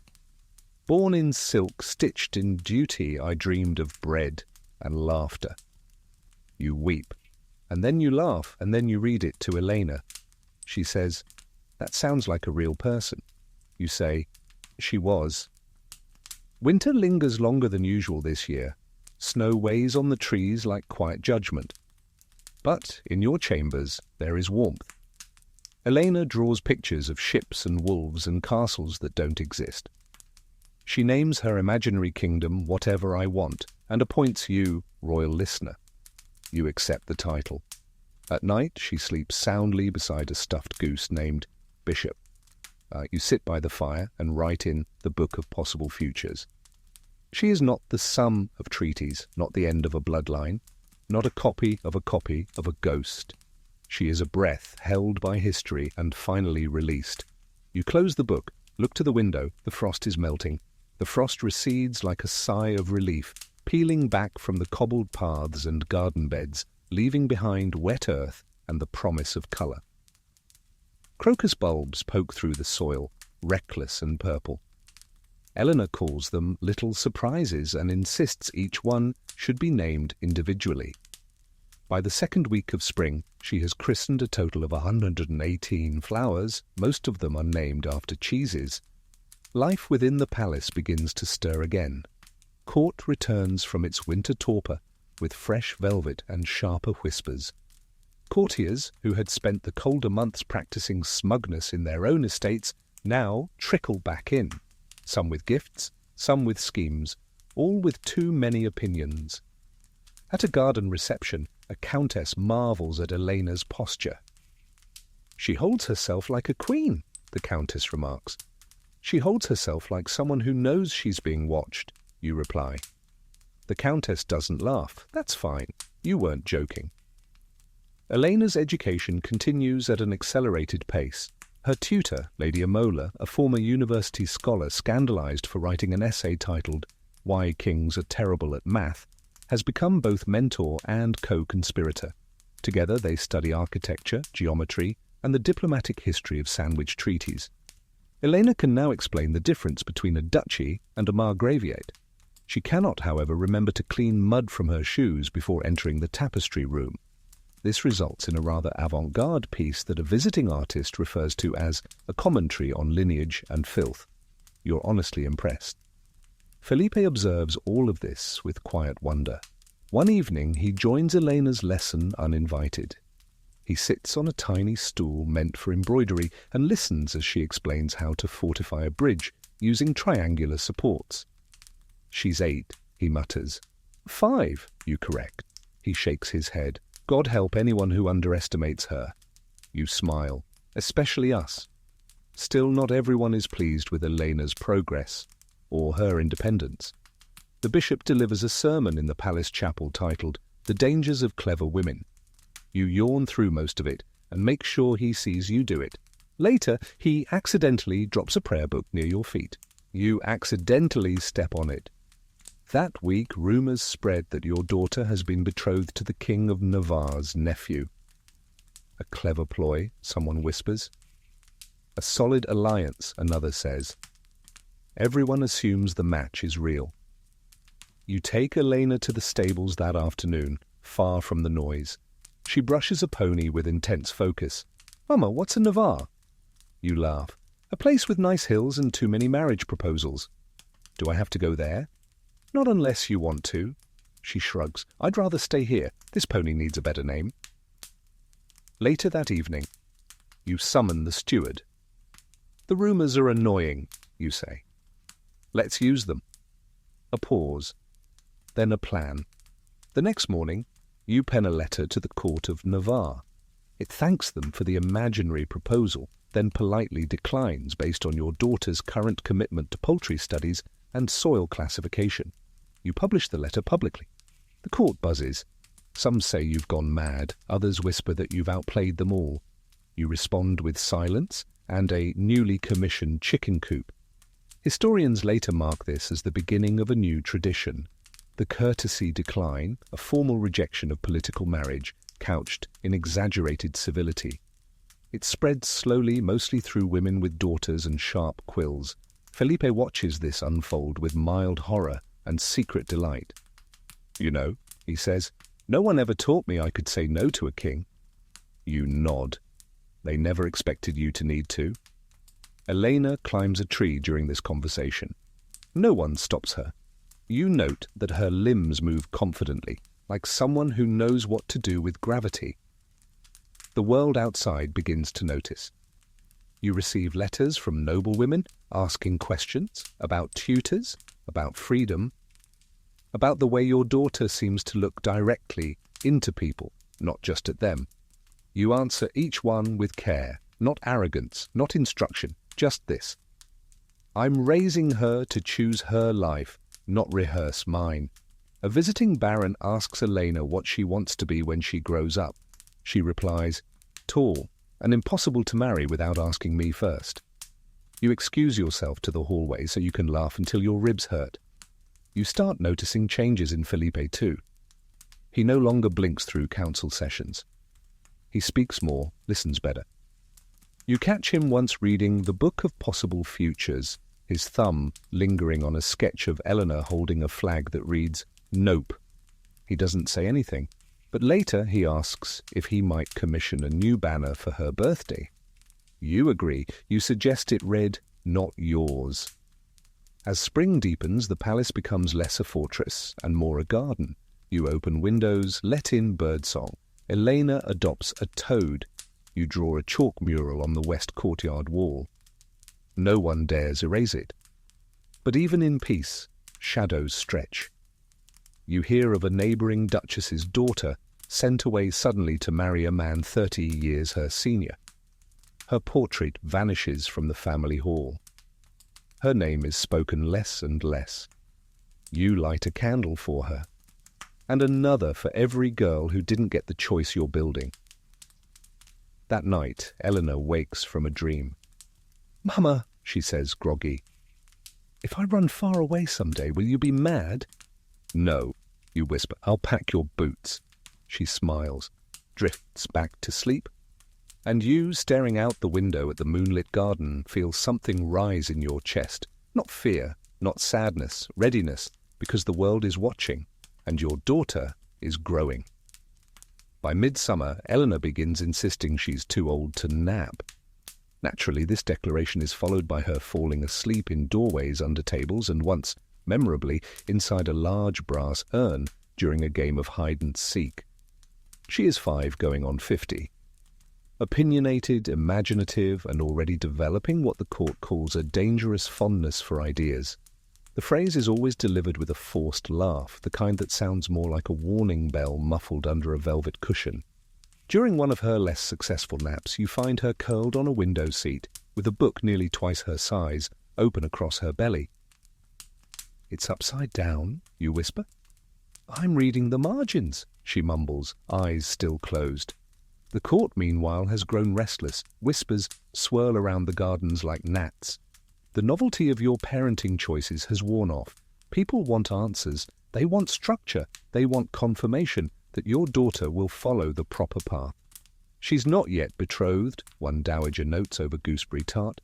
"She's not even listed on the engagement chart," another replies, scandalized. You sip your tea and suggest that perhaps the chart should be composted. They blink, you smile, and yet the pressure is relentless. Felipe receives another letter, a modest offer with no rush from the house of Saxe-Eisenberg. It includes a painted miniature of a boy who looks like he may have once eaten a small violin. You pin the painting to the back of a door. Elena throws a stuffed duck at it. "She has your aim," Felipe observes dryly. "She has my tolerance for cousin marriage propaganda," you reply. But it's not just the formal proposals. The expectations are woven into daily life. Subtle glances from courtiers, pointed remarks from priests, even the way staff members curtsy a little deeper when Eleanor enters a room in satin. She begins to notice. "Why does everyone look at me like I'm already someone?" she asks one morning while eating cherries off the vine. "Because they've decided who you should be," you answer, picking a leaf from her hair. She squints, "But they haven't even asked me." "Exactly." So you begin teaching her something radical, how to delay decisions. "You don't have to know everything now," you say. "But they want me to." "Then let them want." This becomes a new family motto. You stitch it into a pillow. Elena throws the pillow at the bishop. Accidentally, of course. You notice that even Felipe begins to use it. At a council dinner, when pressed about Elena's future, he simply shrugs. "Let them want." The bishop nearly chokes on a fig. Despite the scrutiny, or perhaps because of it, Elena flourishes. She studies history, not just the polished tales of kings and queens, but the messy, strange, inconvenient ones. She learns about women who ruled briefly but boldly, about alliances that collapsed because someone refused to smile at a banquet. "History is just a long chain of people being dramatic," she declares. You nod, and rewriting their letters after. She writes her own stories now. One features a princess who turns into a dragon to avoid marriage and ends up owning a bakery. Another involves a queen who invents a new alphabet because the old one was too shouty. You keep everyone. The council, meanwhile, begins murmuring about decorum, that Elena isn't sufficiently reverent, that she lacks the reserve of a future duchess. You invite them to a recital.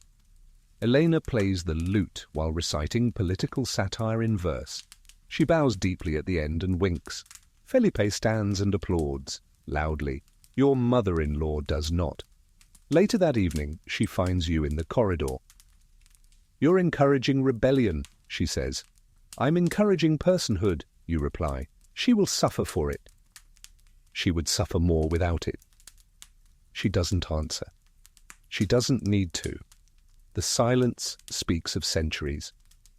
Still her words linger. You begin waking earlier, watching the way the guards shift, listening to how names are spoken at meals. You feel something tightening, not yet a threat, but a discomfort. A reminder that you're working against a current that never stops pulling. One afternoon, Eleanor returns from the aviary with a black feather tucked behind her ear and a scraped elbow. "Do you think I'll have to marry someone I don't like?" she asks casually, as if inquiring about jam flavors. You kneel. Not if I can help it. And if you can't? You pause. Then I'll teach you how to leave. She considers this. Will there be maps? Many, and boots and cake. Good, she says. Then I'm not afraid. But you are. Not for who she is or who she might become, but for what the world will try to take from her. You see it already, the soft cornering of her edges, the way her curiosity is praised, only when it aligns with expectation. You begin gathering allies, not openly, quietly. Tutors who respect her questions, artisans who teach her skills instead of flattery, a fencing instructor who once duelled a cardinal and won, a merchant's daughter who teaches her how to haggle like a thief. You start building a world within the world. Elena, of course, senses it. This is our castle, she says one night, snuggled beside you, pointing to the ceiling. But we live in the secret floors. You nod. And what lives there? Freedom and pie. A solid foundation. That night you write in the book of possible futures.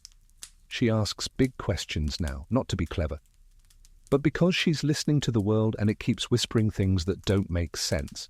I want to give her answers, but more than that, I want her to keep asking. The next morning, Eleanor wakes with a start. I had a dream, she says. I was walking in a giant hall and the portraits were all looking away. You stroke her hair. What did you do? I painted my own portrait, facing forward. And just like that, you know, she's already drawing her own future. The summer deepens and so does the tension. It's not in your face, not yet. No one dares confront a duchess directly, especially not one whose daughter recites foreign policy while wearing a cape made of curtains. But the signs are there. Servants pause their bows a beat too long. The steward's reports arrive folded tighter, as if the paper itself is holding its breath. One of Elena's tutors is suddenly reassigned to a neighbouring estate.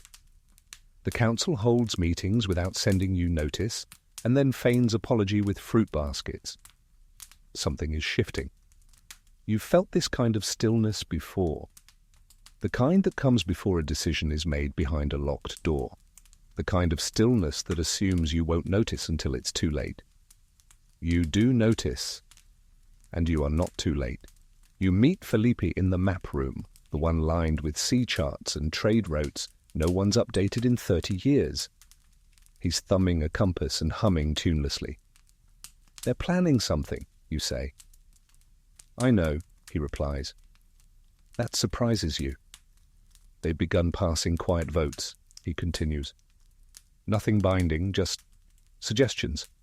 About Eleanor's education, her readiness, her responsibility to the realm. Responsibility, you echo. The word they use when they mean sacrifice. Felipe sighs. They want her betrothed before her 6th birthday. It's symbolic. You laugh. Loudly, the echo rings against the walls. Symbolic of what? That we've learned nothing in 3 centuries? They're afraid? Of her? Of you? The silence hangs between you like a tapestry, just beginning to unravel. He sets down the compass. They think you're corrupting the line, that you're too modern. You smile. By teaching our daughter to say no? By letting her believe it matters. You feel something ancient and molten stir in your chest. Then let them be afraid. The next day, you cancel all Elena's public appearances. You cite a seasonal fever. Then you move her to the summer house, a quiet villa 2 hours from court, nestled in lavender fields and protected by family retainers whose loyalty you secured years ago with kindness and strong wages. You go with her. Of course you do. Felipe stays behind. To listen, he says, to delay. You leave with enough books to build a barricade. The villa is blissfully quiet. Sunlight slips through the shutters. Elena runs barefoot on the warm stone floors, trailing ribbons and questions. Am I in trouble? She asks, halfway through building a fortress out of pillows and political theory. No, you reply, you're in training. She nods solemnly and adds, an archer's turret made of teacups. You spend your mornings reading together, afternoons exploring the grounds, evenings by candlelight, telling stories about queens who vanished into the woods and came out with new names and better wardrobes. In the stillness, Elena begins to notice things. The way birds argue, the way flowers open faster after rain, the way adults pause before answering a hard question. One night, after a quiet dinner, she says, "They're scared of me, aren't they?" You pause, then nod. "A little? Because I'm different?" "No, because you might be." She thinks, "But that's good, right?" You lean forward. "That's dangerous? Then it's good." She nods. "Like fire." Exactly. You let her climb trees, swim in the shallow stream, fall asleep under the stars on a quilt embroidered with constellations. No guards, no expectations, no gowns stiff with politics, just air and breath and becoming. But peace doesn't last. A letter arrives, thin paper, crisp folds, a wax seal you could recognize in your sleep. Felipe's hand. Urgent. Inside, the council has voted. Elena's betrothal to Prince Wilhelm has been confirmed in absentia. The ceremony is scheduled for autumn. They're doing it without us. The room stills. You stare at the page, then burn it. Elena watches the smoke rise. Bad news. Old news pretending to be new. You don't panic. Not outwardly. You begin writing. Letters to allies, to your sister's old contacts in Portugal, to Lady Imola, to the steward who owes you more favours than he realises, to your aunt who faked a fainting spell to avoid a wedding and stayed hidden in a convent library for 12 years. You write to them all. Plans unfold like pressed flowers pulled from forgotten pages. You recall stories your sister told. You remember the secret corridors beneath the chapel, the merchant who smuggled rare books and occasionally people. You contact the cook whose son runs the stable near the border. You begin drawing a map, not of where to go, but of how to leave. Felipe arrives 3 days later, dust on his boots and worry in his eyes. "They've declared it done," he says. "They've sent invitations. Diplomats. The entire thing is moving forward like a pageant on rails." You hold out the map. He looks at it, then at you. "I'll help." You nod. "We go before harvest." And then, almost shyly, he adds, "I've never left." "Not really?" You smile. "Then we'll both be beginners." That night you don't sleep. You watch Elena curl into the quilt, her fingers curled like commas. You write in the book of possible futures. They're coming for her.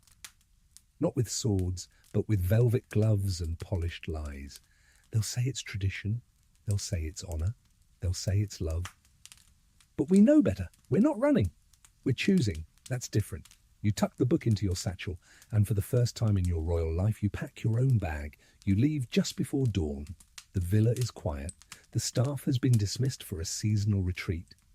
The air carries the scent of rosemary and resolve.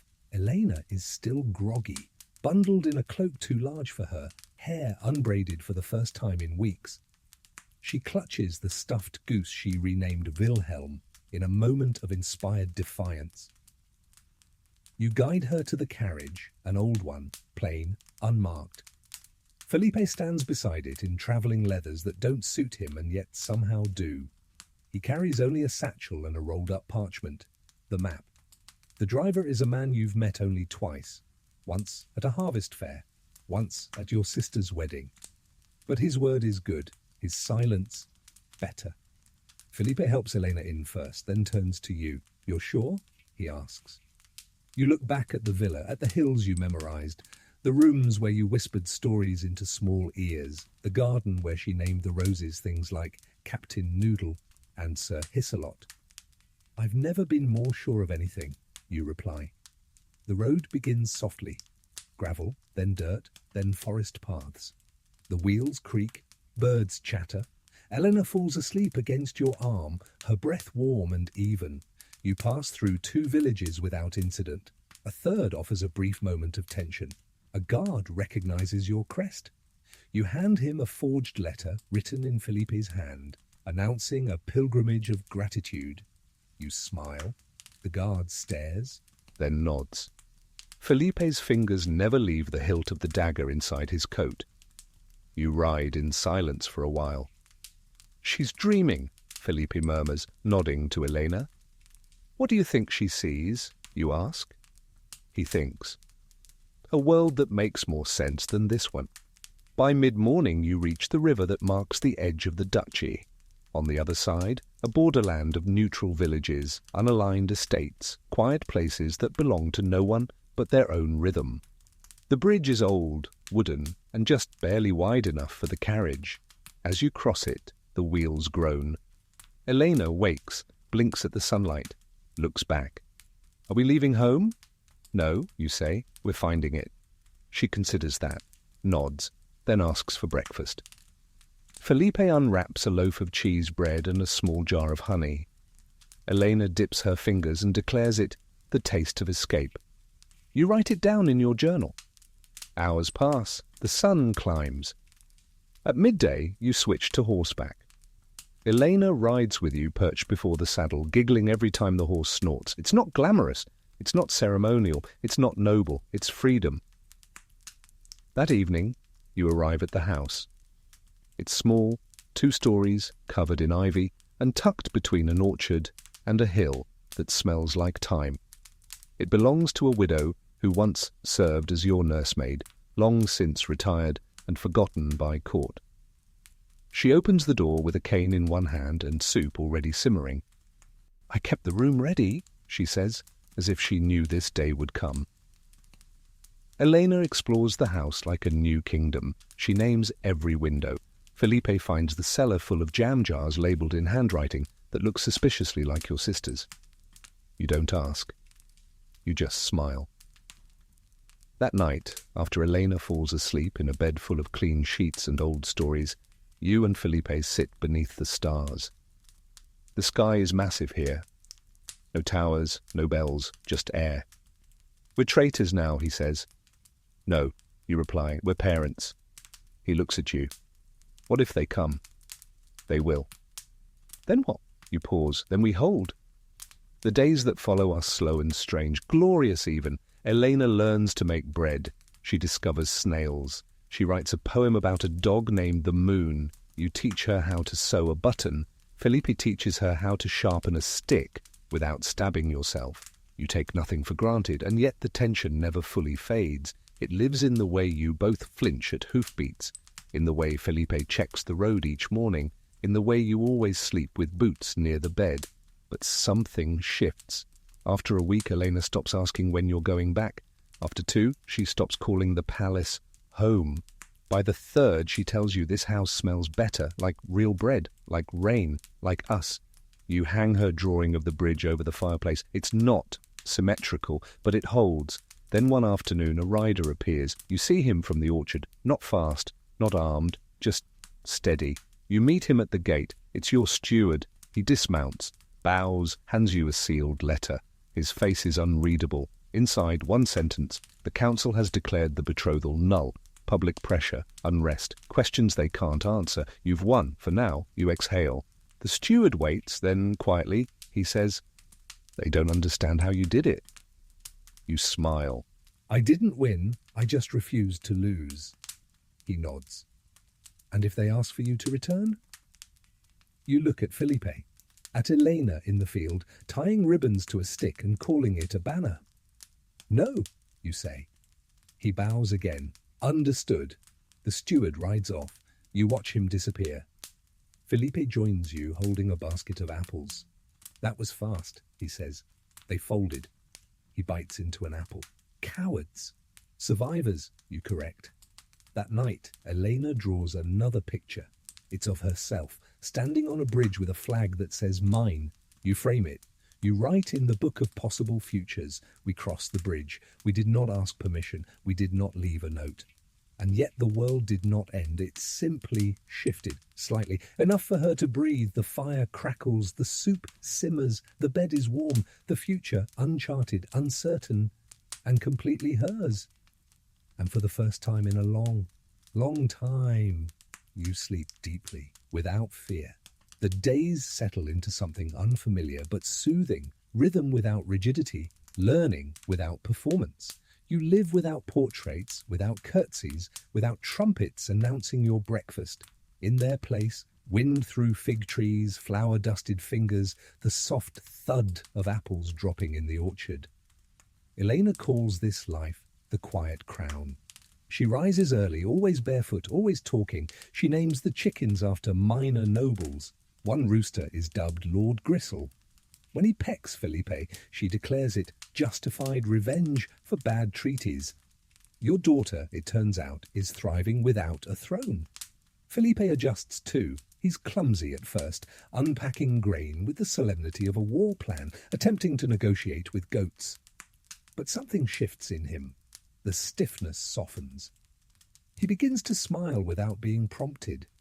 He whistles sometimes. He fixes the garden gate and laughs when it breaks again. You fall into roles you were never trained for. You bake uneven bread. You learn the local dialect. You teach Elena how to read sun positions instead of clocks. You become real. Letters trickle in from old allies. A duchess in exile, a merchant whose daughter fled an arranged marriage and now captains a cargo barge, a former tutor, now running a secret school in the north. They write to say, "We saw what you did, we're doing it too." They don't ask to visit, they just ask how to begin. You reply to every one. Meanwhile, Elena writes her own letters, to imaginary monarchs, to trees, to a crow that visits the windowsill and accepts raisins like tribute. "Dear King Beak," she writes, "today I discovered my foot fits exactly in a cabbage. This feels significant." You encourage her eccentricity. It's better than submission. Then late one afternoon, a second rider arrives, not your steward this time, a woman, dressed plainly but with purpose. You meet her by the well.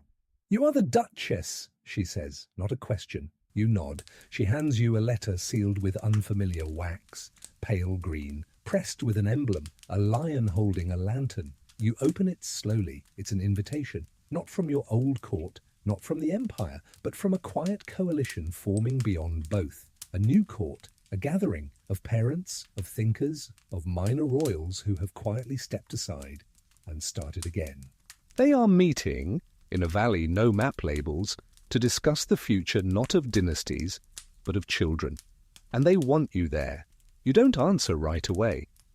That night, you sit with Felipe on the roof. It's flat and warm from the day's sun. Elena sleeps below, surrounded by stuffed animals wearing hats. "They want us," you say. He tilts his head. "Again? Not us? Her? Us with her?" He nods slowly. "Do we go?" You look up at the stars. "I think we at least walk towards something." The journey is long, and Elena insists on packing 14 capes and a pumpkin in case of emergencies. You compromise 4 capes and a pie. The path winds through hills and valleys untouched by power. There are no coats of arms here, no marble statues, no ancestral burden hanging over doorways, just footpaths and sky. The valley, when you arrive, is quiet. A scattering of tents, children racing barefoot, adults talking in circles, seated on logs instead of thrones. You are greeted not with trumpets, but smiles. "Welcome," someone says. "No titles here?" You nod. "We left them with the rooster." You stay a week. You share what you know. You listen to others. You watch as Elena teaches a small cluster of children how to tie sticks together into a pretend parliament. She makes laws like everyone gets cake on cloudy days and no one has to kiss anyone they don't want to. Unanimous votes, applause, tiny crowns made of grass. One evening, you are asked to speak. You don't give a speech, you tell a story. About a cradle in a palace, about portraits that stared too long, about a girl born into velvet and pushed into silence. And how one day, she stopped agreeing. When you finish, there is silence. Then someone says, "That's my story too." And someone else says, "Mine?" The next morning, you leave the valley. You don't settle there, you don't build a new palace, you return to your cottage, because the point was never to create a new crown, the point was to choose. Months pass, seasons shift again. Elena turns 6. There is no ceremony, no portrait, just a cake with a feather in it and a song she wrote about potatoes. You give her a box. Inside the book of possible futures, she flips through it, mouth open. "You wrote all this?" "Yes, for you." She reads a passage aloud. If they ask who you are, tell them you're not finished yet. She looks up. I like that one. You smile. It's my favourite. Later, she runs into the orchard, barefoot, always, a ribbon in her hair, a wooden sword at her hip. She shouts something about a kingdom made of moss and jam. Felipe watches her go. Do you think she'll ever want to rule? Maybe, you say, but only if she gets to pick the job title herself. That night, she falls asleep under the stars again. And you write, she is not the end of a dynasty. She is the start of a question, a life that asks and chooses and laughs out loud when the answer is, because I said so. She is not a royal daughter anymore. She's just Eleanor, and that is enough. Autumn returns with gentler steps this year. The orchard ripens slowly, apples dropping like little thumps of punctuation in your otherwise quiet life. Elena has taken to collecting them in her tunic, bringing them back in chaotic bundles and declaring each one a member of Parliament. She organises them by sweetness, tartness, and willingness to obey her rules. Rule number 1, she announces one morning, is that nobody gets eaten without being asked. Felipe bows solemnly to a golden russet. I vote no. Eleanor beams. Approved. You marvel sometimes at how natural it's become, this life beyond the blueprint of inheritance. There are still maps, yes, but you make them with chalk and sometimes they lead to the kitchen. There are still rules, but they start with joy and end in sleepiness. And yet, you know you've not been forgotten. You hear it in the way travellers pause a breath too long when you offer your name. You see it in letters, fewer now, but sharper. Some from old allies, still walking their tightropes. Some from new voices you've never met, offering thanks, or asking for guidance. One comes addressed only to the one who said no. Inside, a note from a young girl in Bohemia. My mother said we're related to you. She's teaching me to ride a horse and read contracts. I want to be like you. She says that's dangerous. But she says it with a smile now. Elena reads it, then says, that girl should visit. I have many apples to introduce her to. You smile. I'll write back. You spend evenings composing letters by candlelight, with Elena asleep nearby and the faint sound of Felipe rearranging tools in the shed for the 4th time this week. Sometimes you write more than you send.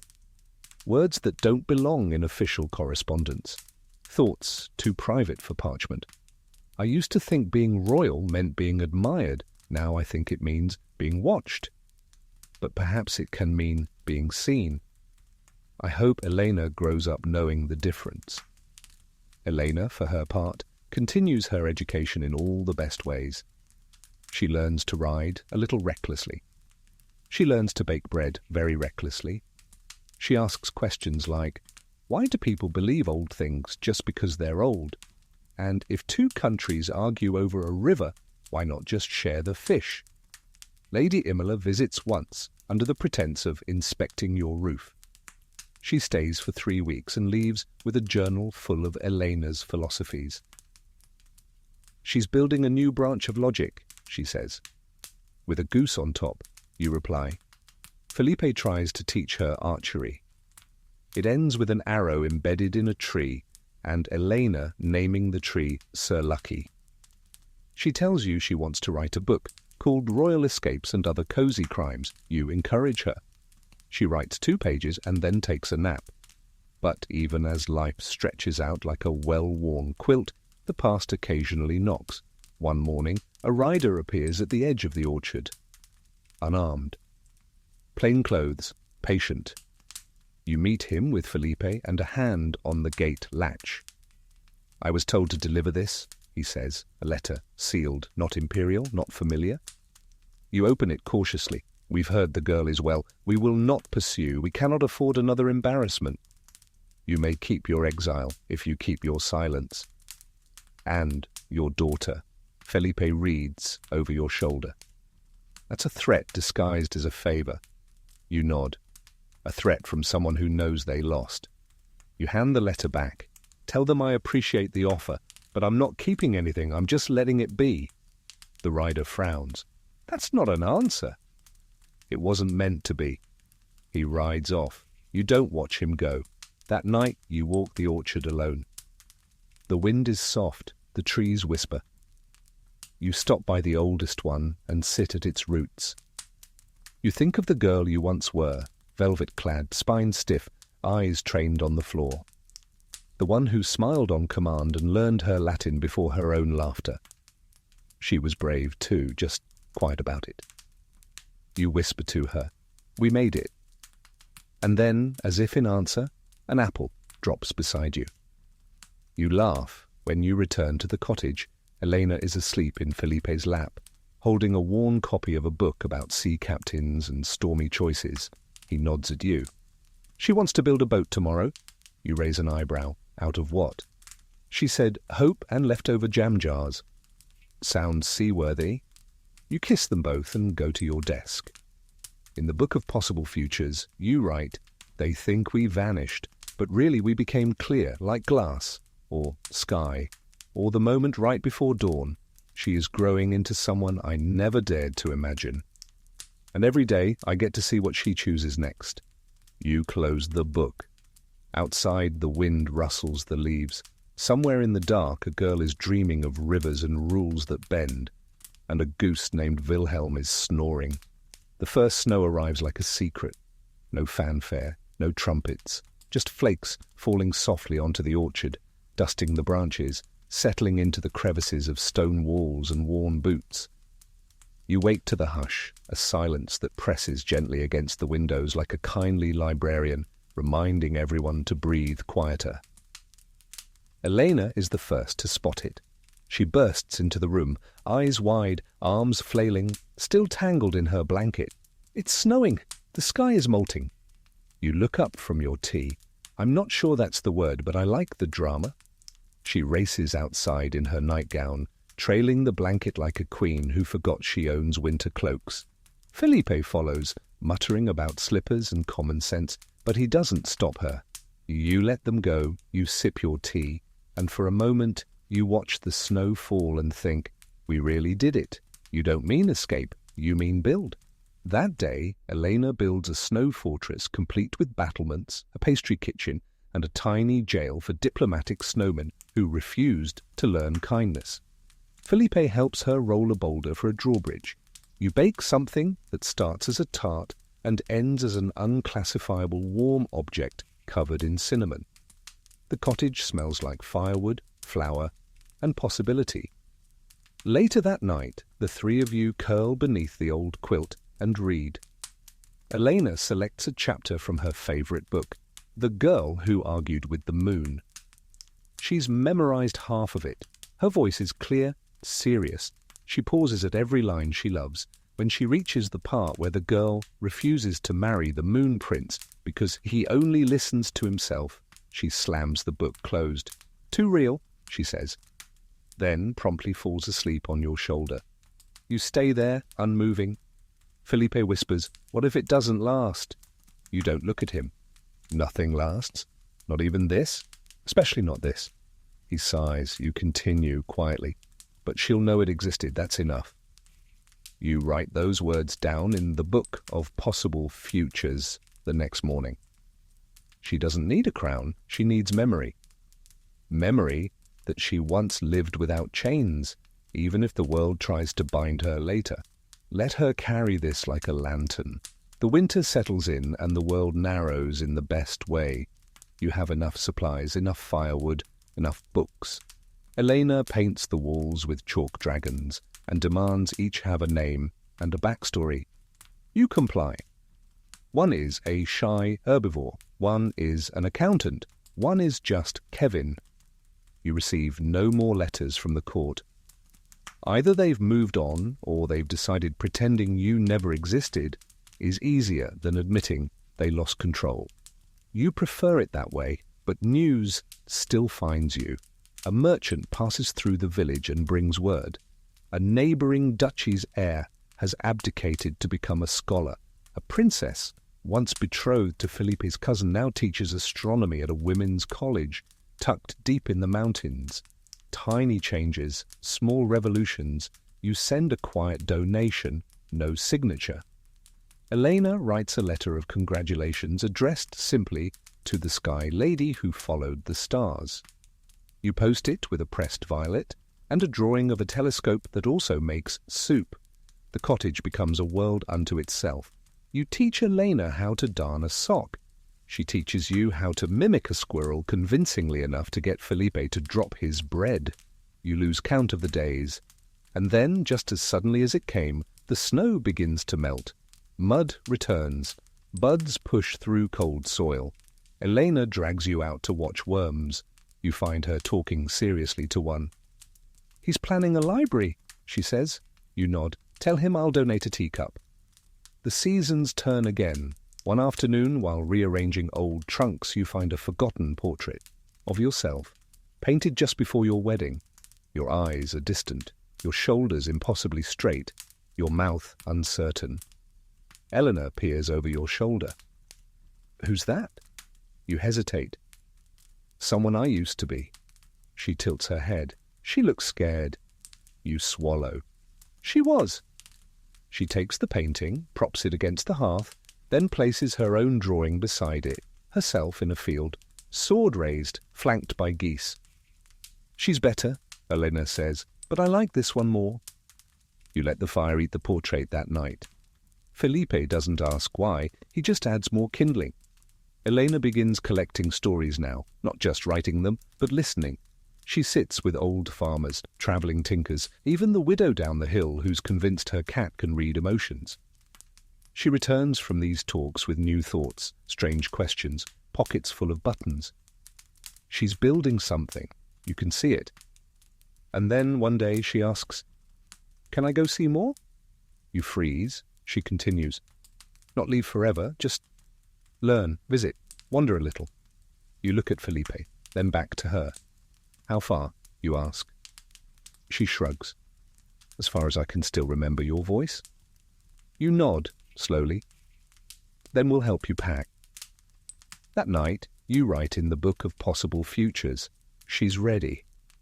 I'm not, but readiness is not a shared condition. She has boots and stories, and the memory of saying no to things that didn't deserve her yes, that's a beginning. That's enough. You draw a small map beside the words. Not of where she'll go, but of home, just in case. The morning she leaves, the sky is stubbornly overcast, neither dramatic enough to cry, nor sunny enough to pretend it's a celebration, just that strange, heavy grey that hangs in the air like unspoken questions. You've known this day would come since the moment you first held her in your arms and whispered, "I'll help you leave if you ever want to."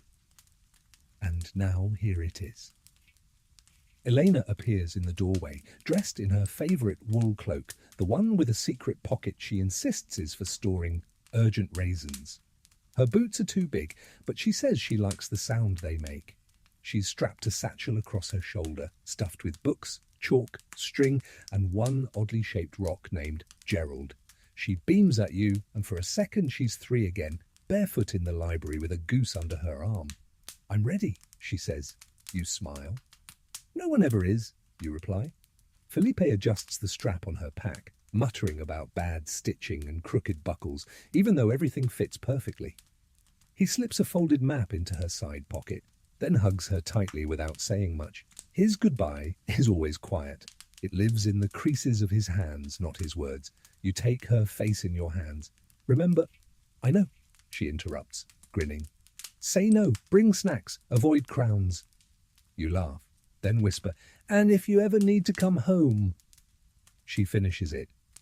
"Follow the tree with the broken branch and knock on the cellar twice."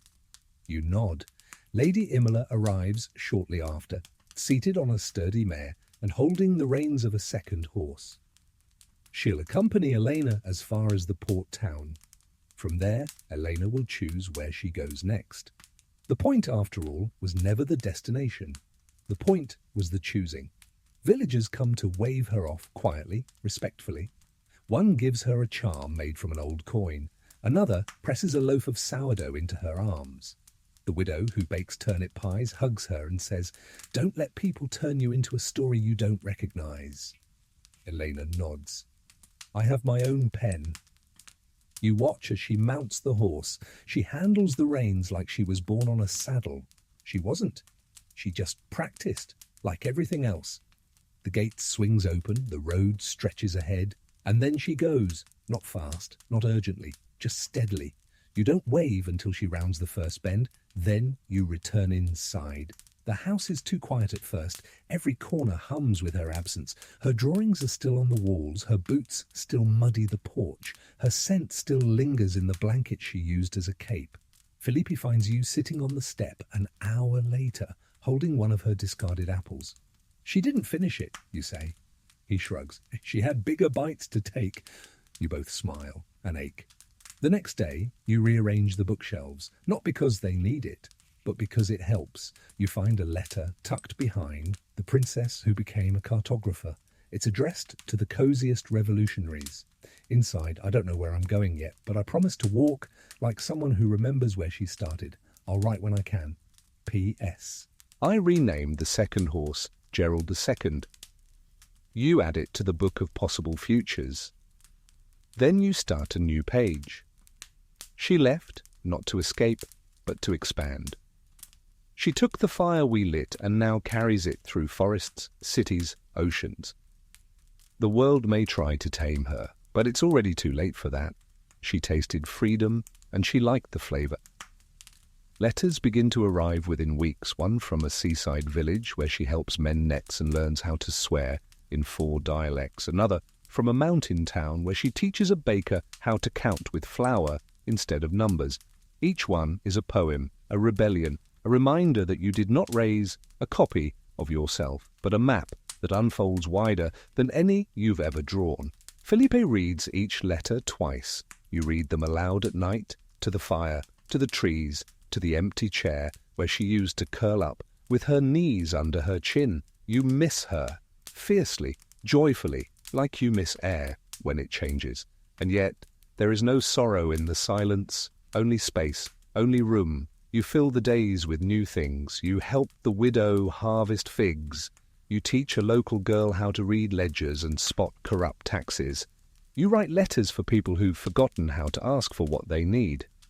And always you write in the book. She's building her own archive now, her own legends. I no longer worry who she'll become. I worry for the world if it ever tries to stop her. Elena's next letter includes a sketch of a crooked tower and the note, "This place is weird. I love it." The one after that reads, "I stopped a wedding. It was terrible. I told them to delay until everyone looked happier. Then I made soup. It worked. You read it 3 times. At dusk you stand beneath the old apple tree and whisper, 'She's becoming the person we were too afraid to imagine.' Felipe joins you. 'She was never afraid.' 'No,' you agree. 'She just waited for us to be ready.'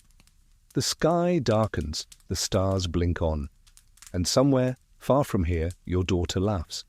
You can feel it in your bones. And that somehow is enough. The seasons continue to pass, not with ceremony, but with soft, steady certainty. Snow becomes mud, mud becomes bloom. Flowers rise without asking permission, birds return like they never left. And in the middle of it all, the cottage lives. So do you. Elena's letters become a rhythm, unpredictable in arrival, but consistent in warmth. Sometimes a scrawl on the back of a merchant receipt. Sometimes pages of thoughts folded into elaborate paper cranes. Occasionally just a dried leaf and the word yes. She's writing less like a child and more like someone who knows the power of her voice. Her grammar isn't always perfect. Her phrasing is often wild, but her words carry weight. She signs them not as Lady Elena, but simply E. In one letter, she writes, "I told a girl today that she didn't have to smile if she didn't want to. She looked like she might cry. Then she started laughing instead. I think I want to do that again." You read it aloud, then again, silently. Felipe, over dinner, says, "She's learning diplomacy." You shake your head. She's learning kindness. He smiles. Same thing when done properly. The house has changed in her absence. It has grown quieter, but not empty. You still light the hearth, still bake too much bread, still leave one spot at the table for her, as if she might walk in with a grin and 3 theories about cloud shapes.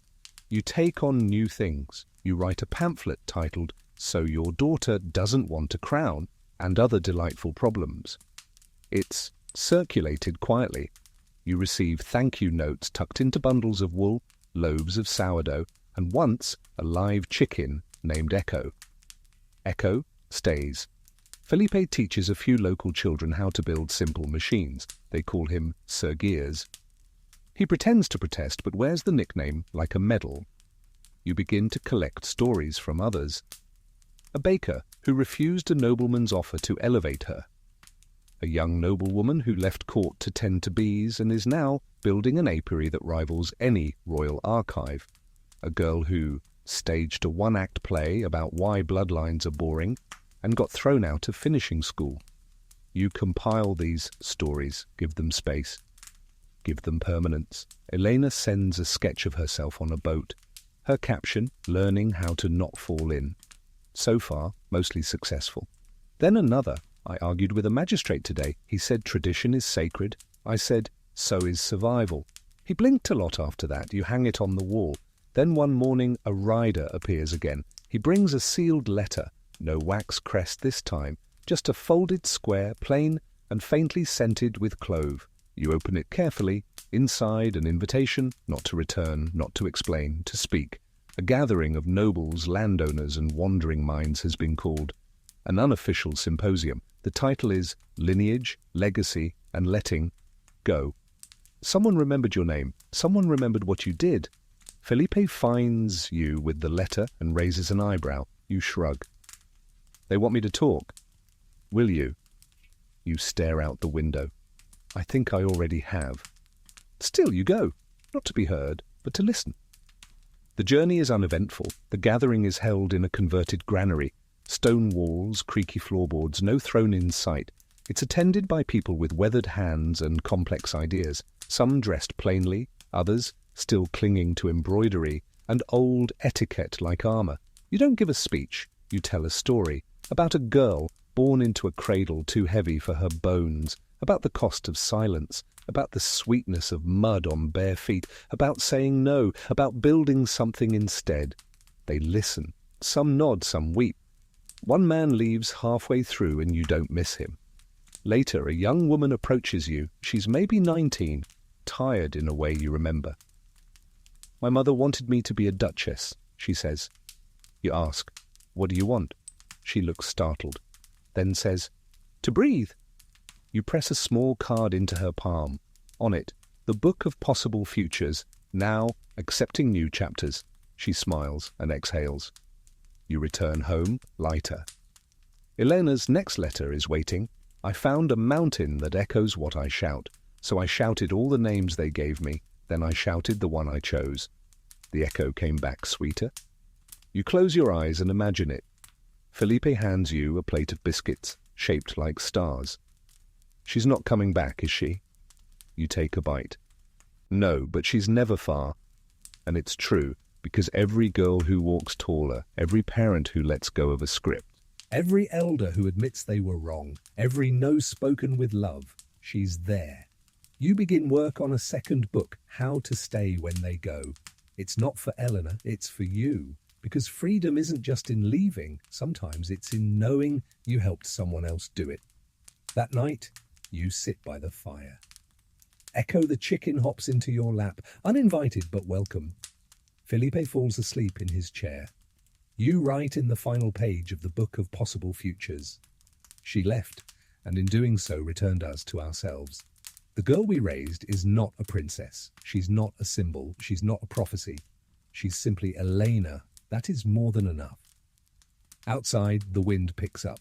Somewhere, a boat creaks. A mountain whispers. A girl laughs, and the story continues.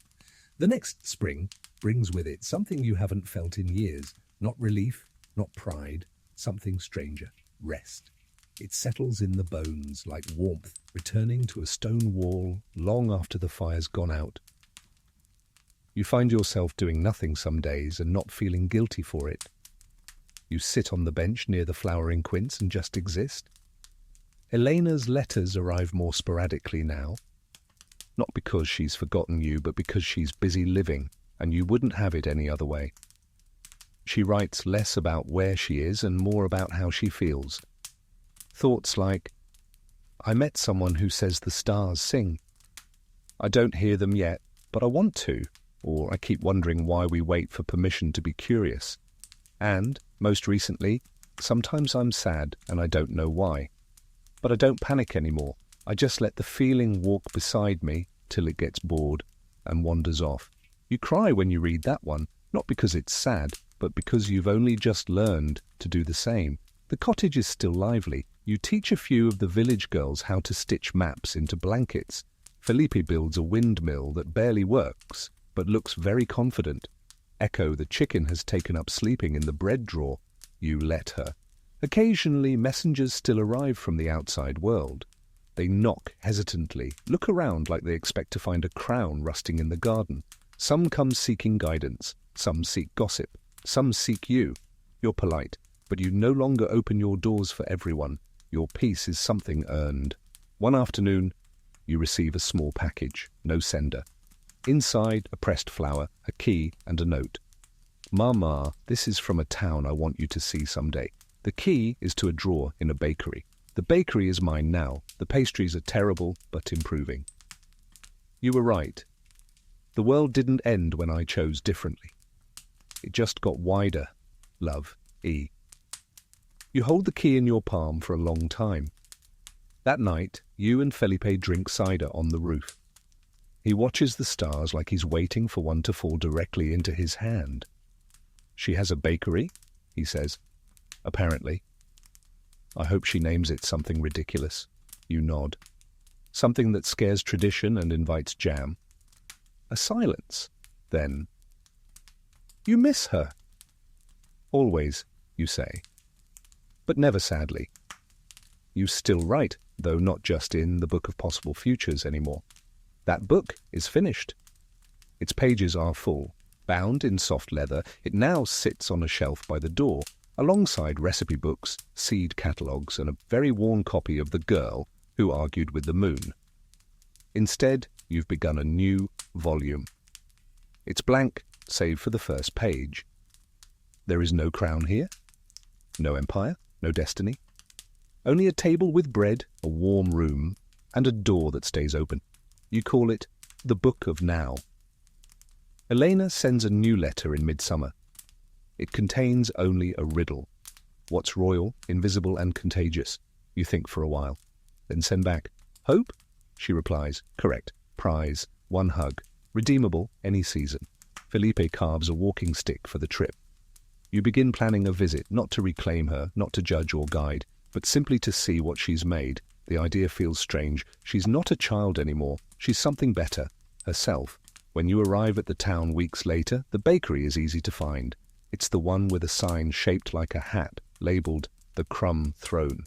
Below that, in smaller letters, Tyranny-free tarts, since last Tuesday. You laugh so loudly a pigeon falls off the roof. Inside, the air smells like cinnamon, apples, and slight panic. A bell jingles as you step through the door. And there she is, apron dusted with flour, smudged cheek, bright eyes, grown. Hi, she says, with a grin that still carries your laugh and her own weight. You don't cry, you just walk forward. She hugs you so tightly it resorts your spine. Then she gestures to the counter. I saved you the last sticky bun. You eat it. It's slightly burnt and absolutely perfect. She gives you the tour, the back room with the cot, the bookshelf with donations from travellers, the windowsill garden that's trying very hard, the drawer the key opens, which contains a note. You let me go. That saved me. Welcome home, whenever. You sit beside the oven and talk for hours. Not about court, not about scandal, about recipes, about arguments with dough, about how she sometimes cries when a customer says thank you too sincerely. Eventually, Felipe arrives muddy and content. He brought jam. She calls him Sir Gears again. The three of you laugh until the oven timer dings. That night, you sleep in the back room under a quilt she made herself. It's slightly uneven and warm as sunlight. In the morning, you write in the Book of Now. She has a door now, one she opens and closes on her own. She does not need me to knock, but she made a key anyway. You stay 3 days. Then you leave, promising to return with new herbs, a better bread pan and more stories. She hugs you once more and whispers, "Go home, Mama, I've got this." You do as you're told, because she's right, she does. When you return to the cottage, something feels different. Not emptier, expanded, like the walls have shifted to make room for everything that just happened. You take off your boots, still dusted with flour from the bakery, and set them beside the door, like returning a book to its shelf. Felipe is already home. He's in the orchard, speaking softly to a tree that stubbornly refuses to bear fruit. "You told it a poem this time," you observe, approaching. "I think it prefers sonnets to threats." You both laugh. You tell him about the sticky bun, the window boxes, the fact that Elena has started writing a community newsletter called The Crumbicle and has declared herself its supreme editor of niceness and minor truths. He listens with the kind of smile only a father can wear, the proud kind that quietly forgives the world for all it got wrong before she arrived. Inside, you sit at your desk and open the Book of Now, a new page. She didn't just leave to escape. She left to build her own place, her own rules, her own oven that occasionally explodes. And in doing so, she invited the rest of us to stop pretending the old world was working. The garden needs weeding, the roof leaks, the kettle whistles, the cat has somehow returned. So you keep going. The villagers still visit. They bring more than gossip now. They bring ideas, questions, dreams they've been too afraid to name until recently. You help where you can, not as a noble, not as an exile, just as someone who once said no more and made that stick. You host gatherings beneath the apple tree. You call them small councils of big feelings. People come with jam jars and proposals, with tears and jokes, with crumpled dreams they unfold slowly, hoping someone else sees value in the creases. They do. One girl, maybe 12, asks, "Is it okay to want quiet instead of adventure?" You nod. Absolutely. Wanting peace is its own kind of bold. Felipe builds a bench beneath the tree. On the side, he carves, "This spot is for planning your next step," or sitting still. Both count. Letters continue to arrive from Elena. One contains a sketch of a dog with glasses, labelled New Employee of the Month. Another reads, "I helped someone cry today. Just held their hand and said nothing. I think that was more useful than all the speeches in court." Another simply says, "Do you think trees remember who planted them?" You don't know, but you write back. Some do. The kind that grow toward your voice. And maybe that's what this all is now. A long, slow conversation with everything you planted and everything you let go. You revisit old places sometimes, quietly, carefully. You pass by the old palace once, only from a distance. It hasn't changed much. Still draped in gold, still echoing with footsteps of people trying too hard to look important. You don't feel bitter, you feel free. Elena sends you a package. Inside, a pie, slightly cracked, a painted spoon, and a note. One of the councilwomen in town told me I should stop being so bold. I told her, "That's inherited." She didn't laugh. I did. You hang the spoon in the kitchen. At night, you and Felipe take walks. Sometimes you talk, sometimes you don't. You pass the stream where Elena once tried to baptize a chicken. You pass the old fence post where she stuck a flag made of napkins and declared, "Independence," from bedtime. You remember it all, not as loss, but as roots, and they keep deepening. One day, a child you've never met knocks at your door. She holds a letter from her mother, a former noble, someone who read your story, heard your name, and said, "Find her. She'll help you think differently." The girl says, "I don't want to be a duchess. I want to write plays about frogs. You say, perfect. You make tea. You add a new page to the book of now. She wasn't the only one, just the first to walk out loud. And now they're following not her footsteps, but her audacity, her invitation, the quiet rebellion of saying, I want something better, and I believe I deserve it. The wind rattles the windows. Rain begins. Echo the chicken taps at the pane, then waddles inside like she owns the place. You pull on your cloak. You have seeds to plant, stories to edit, a bench to fix, a pie to attempt. Elena writes again. I told someone today that I used to belong to a kingdom that forgot I was human. But now I belong to a kitchen that remembers. That's better. You don't cry, but your hands tremble just enough to smear the ink when you write back. You never belong to them, my girl. You always belong to yourself. We just had to remember that with you. You put the letter on the sill, ready for the next rider. Then you pour more tea. The kettle whistles. And the world, this strange, changed world you helped grow, keeps turning gently around you. The orchard is in bloom again, so heavy with petals it looks like it's trying to snow in spring. Every gust of wind sends blossoms tumbling through the air, settling into your hair, your pockets, the tea you keep forgetting on the windowsill. You leave them there. There's a quiet magic to letting beauty interrupt routine. You've taken to sitting under the old apple tree each morning, writing whatever comes. Sometimes it's poetry. Sometimes it's recipes. Sometimes it's just a list of words you like the sound of. Today's list includes clatter, soften, and Eleanor. You haven't seen her in a few months, but she's never far. Her letters arrive folded into odd shapes now. Stars, frogs, once a full shirt collar. Inside, always something new. This week's, we hosted a play in the bakery. The lead actress was the town librarian, and the villain was a sentient croissant.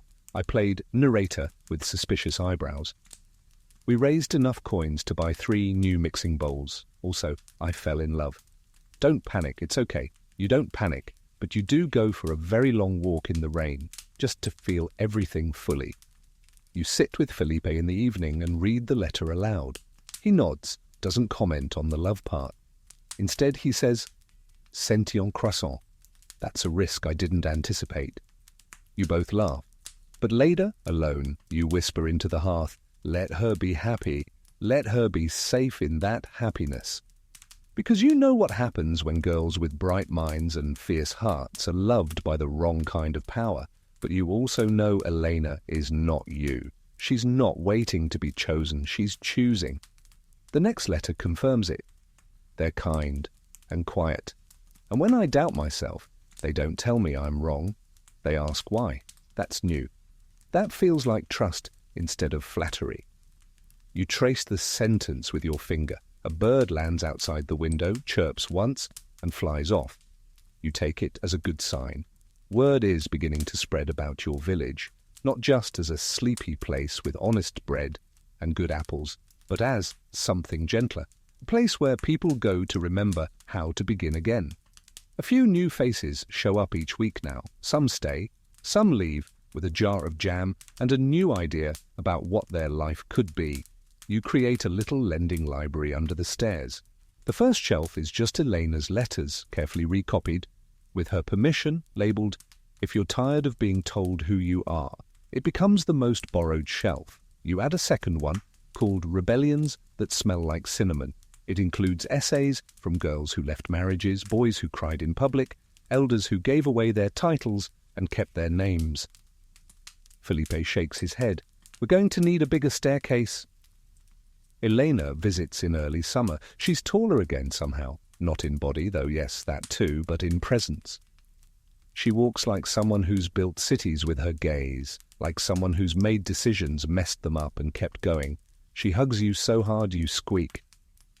She brings pastries, better than ever, and someone with her, a person named Ray. Warm eyes, hands that fidget with their sleeves, a soft laugh that sounds like apologies and promises all at once. You like them immediately, not because they're perfect, because Elena is more herself beside them. They stay for a week, help prepare the chicken coop, cook soup too salty, then laugh until it overflows, play a strange card game that involves yelling "waffle" at inopportune times. When they leave, Elena kisses your cheek and says, "Thank you for never telling me how to be." You respond, "You told me how to stop pretending I already knew." And that's the truest thing you've said in years. Later, you sit with the Book of Now and write, "She brought someone home, not to prove anything, not to seek approval, just because she wanted us to know them. That's how I know she's safe.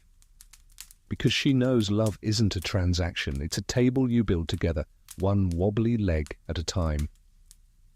The orchard begins to fruit early that year. The apples are sweeter, the pears plumper. Felipe claims it's the new compost mixture. You suspect it's something softer, something unprovable. Love, maybe. The villagers begin holding story nights, not planned, just organic. Someone brings tea, someone else starts talking about their grandmother's boots, or the time they tried to marry a lamppost at age 4. You contribute a memory of Elena pretending to be a royal decree and demanding all spoons be named George. Everyone laughs. And the laughter feels holy, not because it's grand, because it's shared. You write that down too. In the back of the Book of Now, I used to believe legacy meant being remembered. I think now it means being repeated in kindness, in resistance, in oddly shaped pastries and whispered yeses. If she has that, she has everything. The wind is softer these days. Your knees ache in the mornings, but you don't mind. Your hands have calluses from things you chose to build. You dream sometimes of a great hall with no walls, of crowns made of dough, of a map that only appears when you laugh. And you know, somewhere out there, your daughter dreams too, not of escape, not of rescue, but of recipes and revolutions and how to make a town feel like a hug. There's something about late summer that makes everything feel like it's holding its breath. The leaves haven't turned yet, but they're thinking about it. The days are still warm, but the mornings flirt with chill. Even the chickens seem contemplative, scratching the earth with a kind of philosophical detachment. You wake one morning to a letter already slipped under your door. No seal, no signature. Just a familiar loop of handwriting and 3 words. She's being watched. You sit up. The tea boils over. Felipe reads the note and doesn't say anything for a long time. Then he gets up, puts on his boots, and begins checking the garden gate, the perimeter, the road, just in case. You already know what this is. Even though she left, even though she chose freedom over pageantry, Elena was still born into a story that others think they own, and stories that don't end the way they're supposed to. They bother people. You don't panic, but you do write back, sending a courier before sunrise. Your message is short. If she's being watched, let them see how happy she is. That's the scariest thing you can show them. A few days pass, nothing happens, and then everything does. Word comes from the town where Elena lives, a stranger asking questions. Someone claiming to be a historian, but with too much interest in her parentage and not enough in her pie crust. Ray sends a letter. They asked if she's legitimate.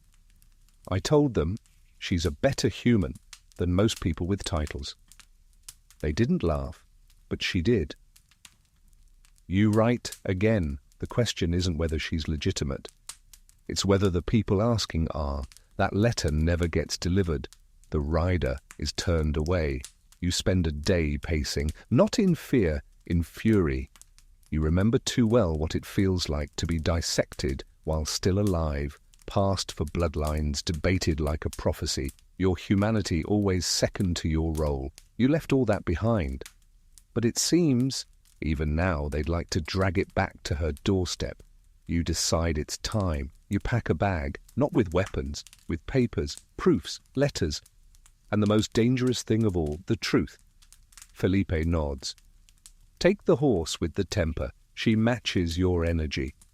He stays behind to keep the orchard calm. You ride to Elena's town in a day and a half. When you arrive, she's in the middle of a town square debate over whether scones are bread or cake. The crowd is rowdy. She's holding a spoon like a gavel. She sees you and waves. Nothing is on fire. Yet. That night you sit at her table, sipping tea with Ray and two of her friends. The mood is warm, but you can feel the tension just under the surface. It's the way she blinks too often, the way Ray grips her sleeve when certain topics come up. They want a statement, Eleanor says eventually. A confirmation, or a denial. You raise an eyebrow. Of what? She shrugs. Of me? You sip, then say, you don't have to answer questions that start from someone else's throne. She exhales. I know, but I also know silence gets filled in by the loudest fool in the room. Ray speaks up, soft but clear. They're calling her a pretender. You laugh. A pretender to what? A crumbling house and a legacy of brittle blood? The others smile. But Elena just asks, what would you do? You don't answer right away. Instead, you walk to the window, look at the stars, and remember what it felt like to not know if you were allowed to exist beyond someone else's plan. Then you say, I'd throw a party. They blink, you turn and grin. You want to fight whispers, drown them in music, laughter, truth, make the story louder, make it joyful. And that's exactly what you do. 3 days later, the town hosts the Festival of the Unwritten Future. It's Elena's idea. There are booths and music, food and poems, stories read aloud by children who used to think their voices didn't matter. At the center, a stage. Elena stands on it, dressed not in a gown but an apron covered in flour. She tells her story, not the royal one, not the tragic one, the real one, the one where she left because love shouldn't come with an inheritance tax, the one where she chose possibility over pedigree, the one where a girl grew into a woman without asking the mirror if she deserved it. You stand beside Ray. They're crying. You are too. A journalist tries to interrupt, asks if she's repudiating her bloodline. She tilts her head. No, she says, I'm composting it, so something new can grow. You want to frame that sentence. The next morning, the stranger is gone. The whispers change. She becomes not a scandal, but a symbol, a quiet revolution in an apron. And when you leave to go back home, the villagers send you with bundles of bread, jars of jam, and one note from a baker's apprentice. She made me believe I could say no. Now I'm learning how to say yes to myself. You tuck it into the book of now. At the top of a new page, you write, she did not rise to power. She melted it down and baked it into something everyone could eat. Back home, the orchard greets you with apples the size of kindness. You hang your coat, set down your bag, and begin planting again. The air at home feels different after the festival. Maybe it's just the season shifting, but maybe not. Maybe it's you who shifted. You walk through the orchard like you're greeting old friends. The trees bend slightly toward you, as if they noticed you were gone and want to be sure you're really back. Felipe meets you on the porch, holding a bucket of walnuts and a suspiciously guilty expression. You didn't teach the chicken to paint, did you? No. Well, she's done it anyway. The laundry line's now considered abstract art. You laugh. And for the first time in a long time, the laugh doesn't feel like armor. It just feels real. Inside, everything's exactly where you left it. The mug with the chipped rim. The spoon drawer that never stays shut.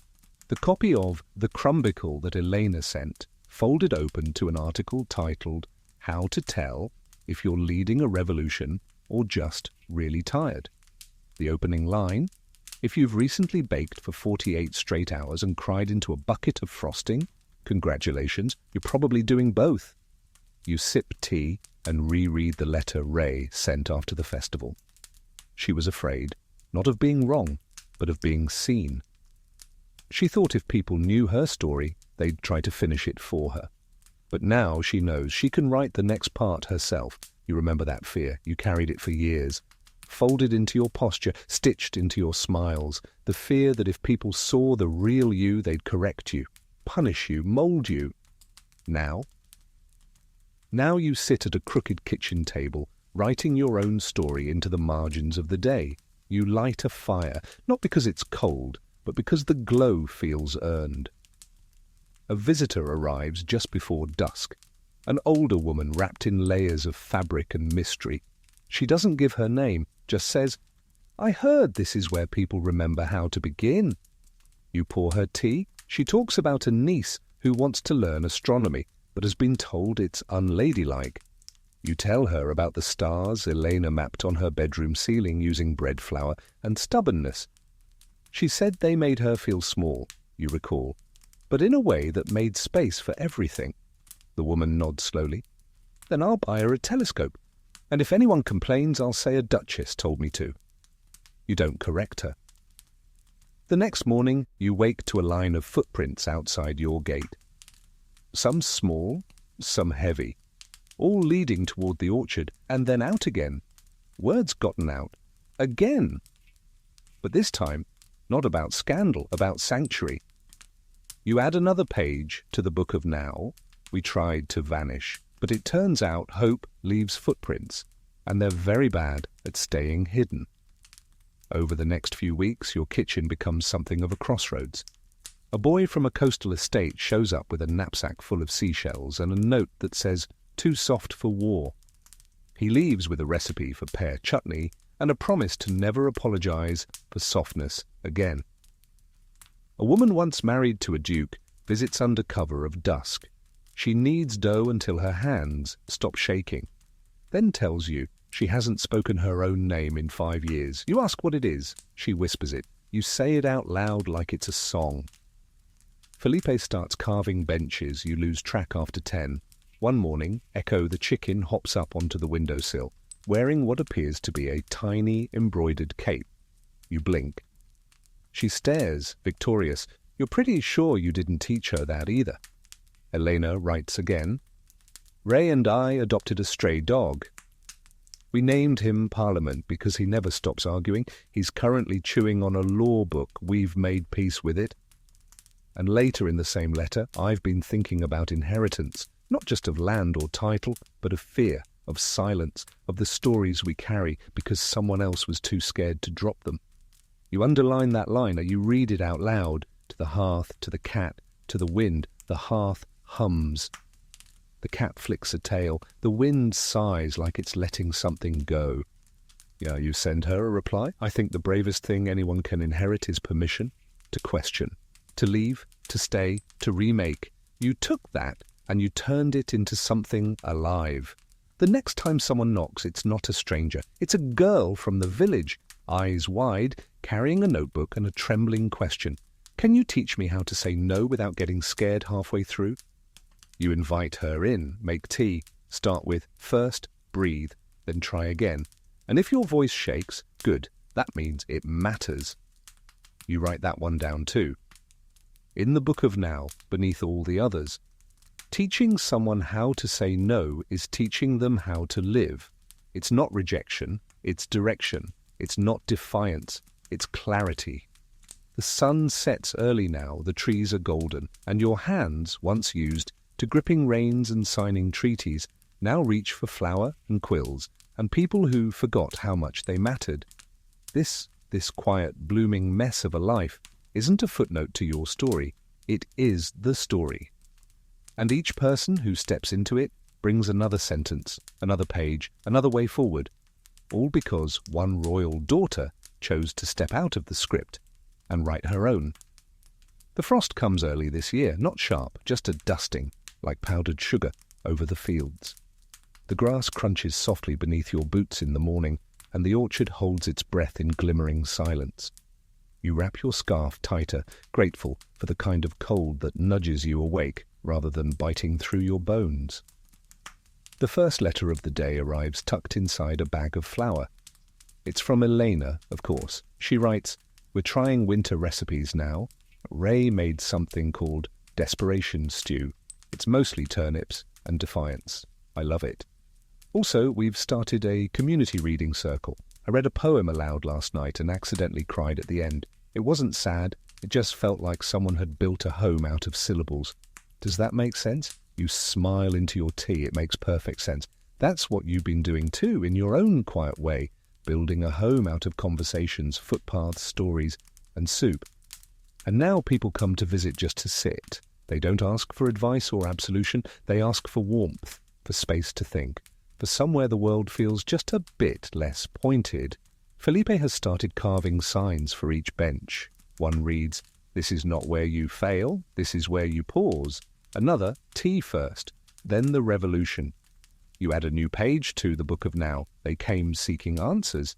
They stayed because the questions were allowed to sit quietly beside them without being solved. The girl who once asked how to say no, she comes back. This time she brings a friend. "We're writing a play," she says. "It's about a queen who abdicates and becomes a beekeeper, but she still wears the crown sometimes, for emphasis." You help them write the final scene.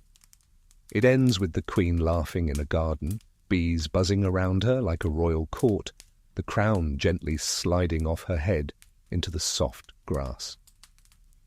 Later, you and Felipe sit under the stars, wrapped in a shared blanket and silence. He asks, "Do you ever miss it? The palace?" He shakes his head. "The certainty?" You consider it. "No," you say. "I think the uncertainty was always there. We were just better at pretending back then." A beat of quiet. Then you add, "I do miss the candles. Those big ones in the hallways smelled like orange and oak." He grins. "We can make those." You do. They're lopsided. But the scent is just right. That week Eleanor sends another letter, this one longer, more thoughtful. "I've been thinking about names, about how we inherit them, wear them, sometimes shed them. I used to think I was a mistake with fancy boots. Now I think I'm a beginning. And beginnings don't need to apologize. There's a girl here who reminds me of you. She's fierce in the eyes and gentle in the hands. She thinks she's broken because she can't be everything her family expected. I told her to come visit you. You leave the porch light on every evening after that." And sure enough, one night a knock. The girl steps in, soaked in rain, eyes darting. You hand her a towel, a cup of hot cider, and say, "We don't fix people here. We feed them, then we ask what they want to build next." She eats 3 rolls, cries into her sleeves, then sleeps on the couch for 2 days. When she wakes, she says, "I think I want to be a map maker." You reply, "Start with this village. It's full of places nobody knew they needed." The next page in the Book of Now reads, "Some arrivals look like collapses." But really, they're new chapters, dragging themselves to the surface, wet, confused, blinking. The kind you help hold until they can stand on their own.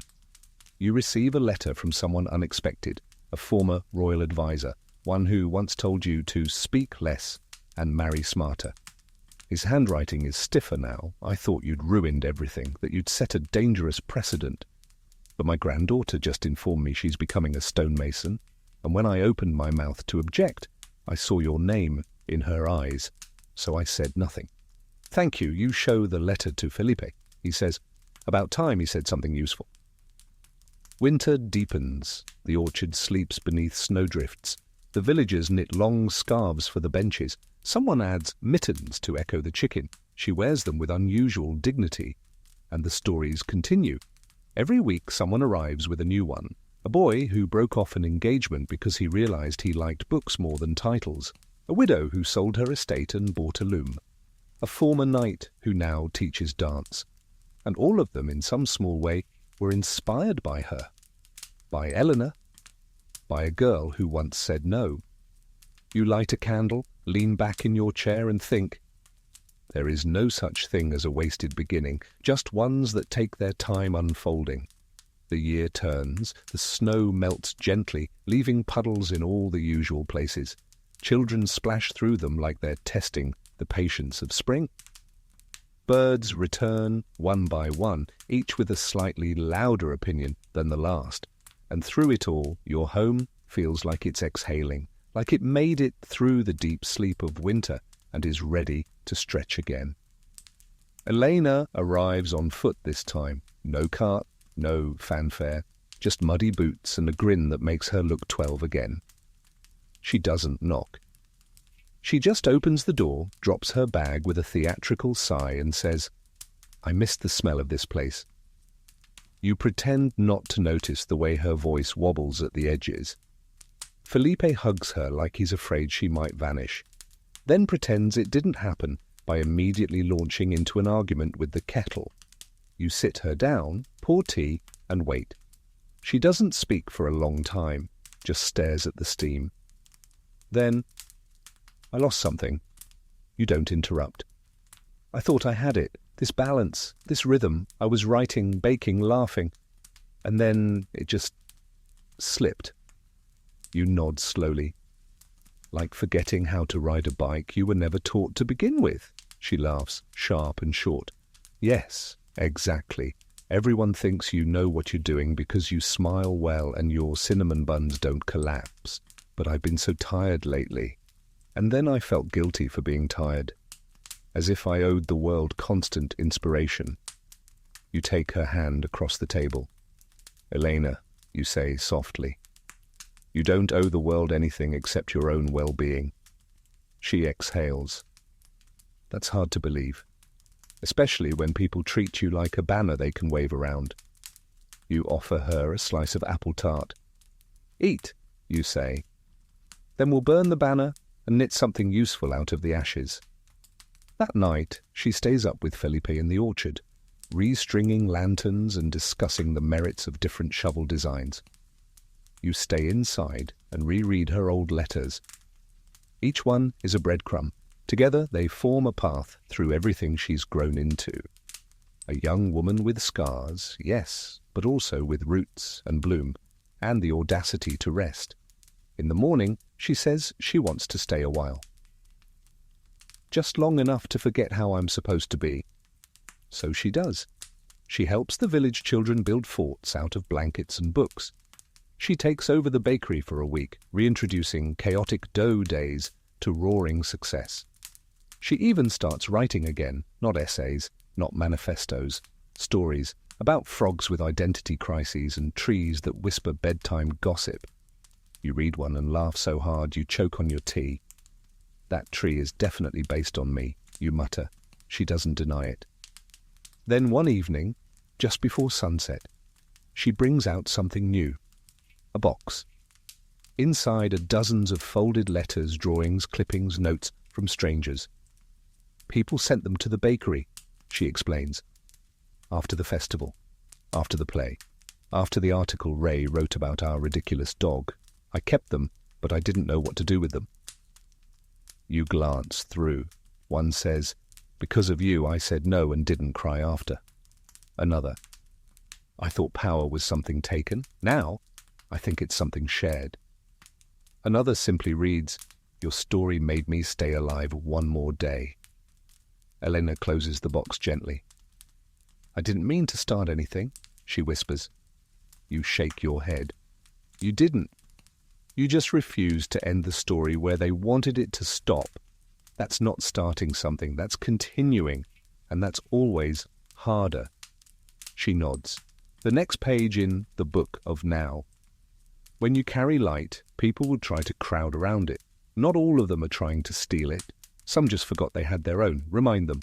Then rest. That week, the village holds its first unfestival. There's no theme, no schedule, just open doors, hot soup, and a long bench by the stream labelled "Reserved for anyone who feels weird today." You sit there often, so does Elena, so does a goat occasionally. No one minds. A new visitor arrives during the unfestival, middle-aged, stern-faced, expensive boots. You recognize her immediately, a relative, distant, but royal enough to still think of titles like they're a birthright. She doesn't bow, doesn't smile, just says, "You know she's being watched again." You shrug. Let them watch. She's not hiding. But they're whispering about restoring lineage, about her stepping back into her role, legitimizing it. You bite your tongue, then smile, just enough to show teeth. She's already stepped forward. If they want her back, they'll have to chase her into a bakery and explain the concept of royal decrees to a dog named Parliament. The woman blinks. Is that a threat? You tilt your head. No, that's a recipe for embarrassment. and she bakes with cayenne now, so I wouldn't try. The woman leaves, not angry, just uncertain. That's enough. Later, you and Elena walk along the stream. She says, I think I know what I want next. You wait. I want to teach, not just baking, but selfhood, boundaries, how to say no with a laugh instead of an apology. You nod. I think you already do. She grins. But I want a syllabus this time. Back home, she begins writing one. You peek over her shoulder. Week 1. How to spot a red flag, even when it's wearing velvet. Week 2. The difference between quiet and silence. Week 3. Reclaiming the word difficult as a compliment. You add a suggestion for week 5. How to run without fleeing. She includes it. Then, at the bottom of the page, she writes, and finally, how to stop asking if you're too much and start asking if they're just not enough. The syllabus spreads faster than any royal decree ever did. You hang one copy in the bakery window, another on the community board near the well, and somehow it ends up copied, embroidered, translated into 4 dialects and painted across a tavern wall before the week is out. Nobody asks for permission. That's part of the magic. Elena hosts the first class under the apple trees where the branches are heavy with early bloom. 10 people show up, then 20, then 30. They bring notebooks, awkward questions, and the kind of eagerness that feels like the start of something warm. She opens with this. You're not here to be better. You're here to remember you were never broken. The class nods. Someone starts crying almost immediately. The chicken clucks affirmatively from a nearby branch. You watch from the house, cradling a mug, heart full and quiet. It's not a coronation, not a ceremony, not anything formal, and yet it feels like the most powerful thing she's ever done. That evening, you and Felipe sit on the porch while Elena stays behind, answering every question with a gentleness that would shame most therapists.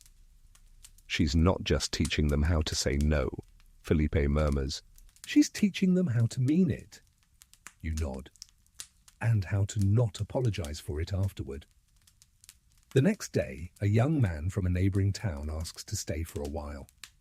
Says he heard there's a place here where people remember how to begin again.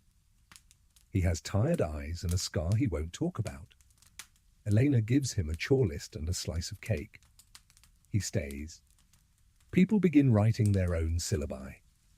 One titled, How to Survive Being the Second Favorite Child, circulates like wildfire. Another, Why It's Okay to Not Want the Crown Just Because It Fits. Felipe creates a cabinet labeled Emergency Identity Tools. It contains mismatched gloves, mirrors with handwritten compliments on the back, and a button that says, I am not your expectation.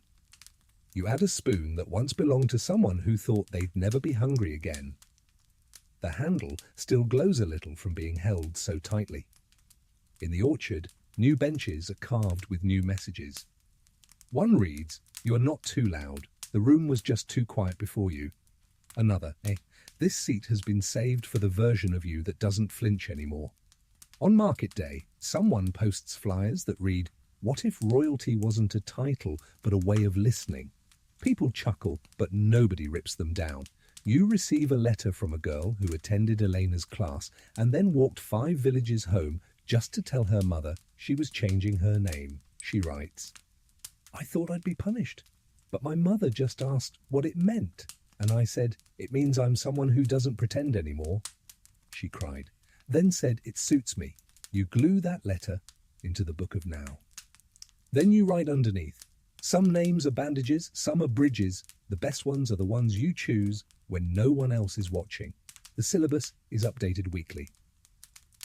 One new entry reads, How to survive a family reunion when you've outgrown the story they still tell about you. Another, How to let joy in even when you suspect it might leave. And finally, scrawled at the bottom of a napkin, How to forgive the past for not being more imaginative. Elena pins that one on the bakery wall. Not long after, someone sends her a scroll. Official, sealed, She doesn't open it right away. When she does, she finds a formal invitation, an offer to rejoin the line, to accept certain inherited responsibilities and restore the dignity of your name in the eyes of tradition. She laughs for nearly 5 minutes, then writes her reply on the back of the scroll, in bold ink. I've restored more dignity in a single scone than your titles have in a century. I decline respectfully, but also joyfully.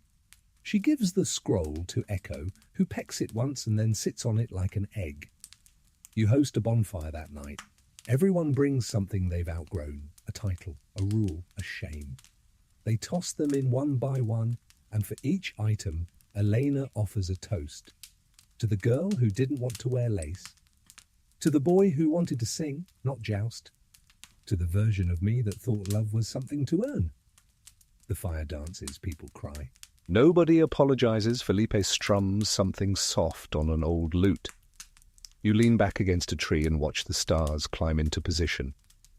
Later, when the fire's mostly embers, a child crawls into Elena's lap and asks, "Are you a princess?"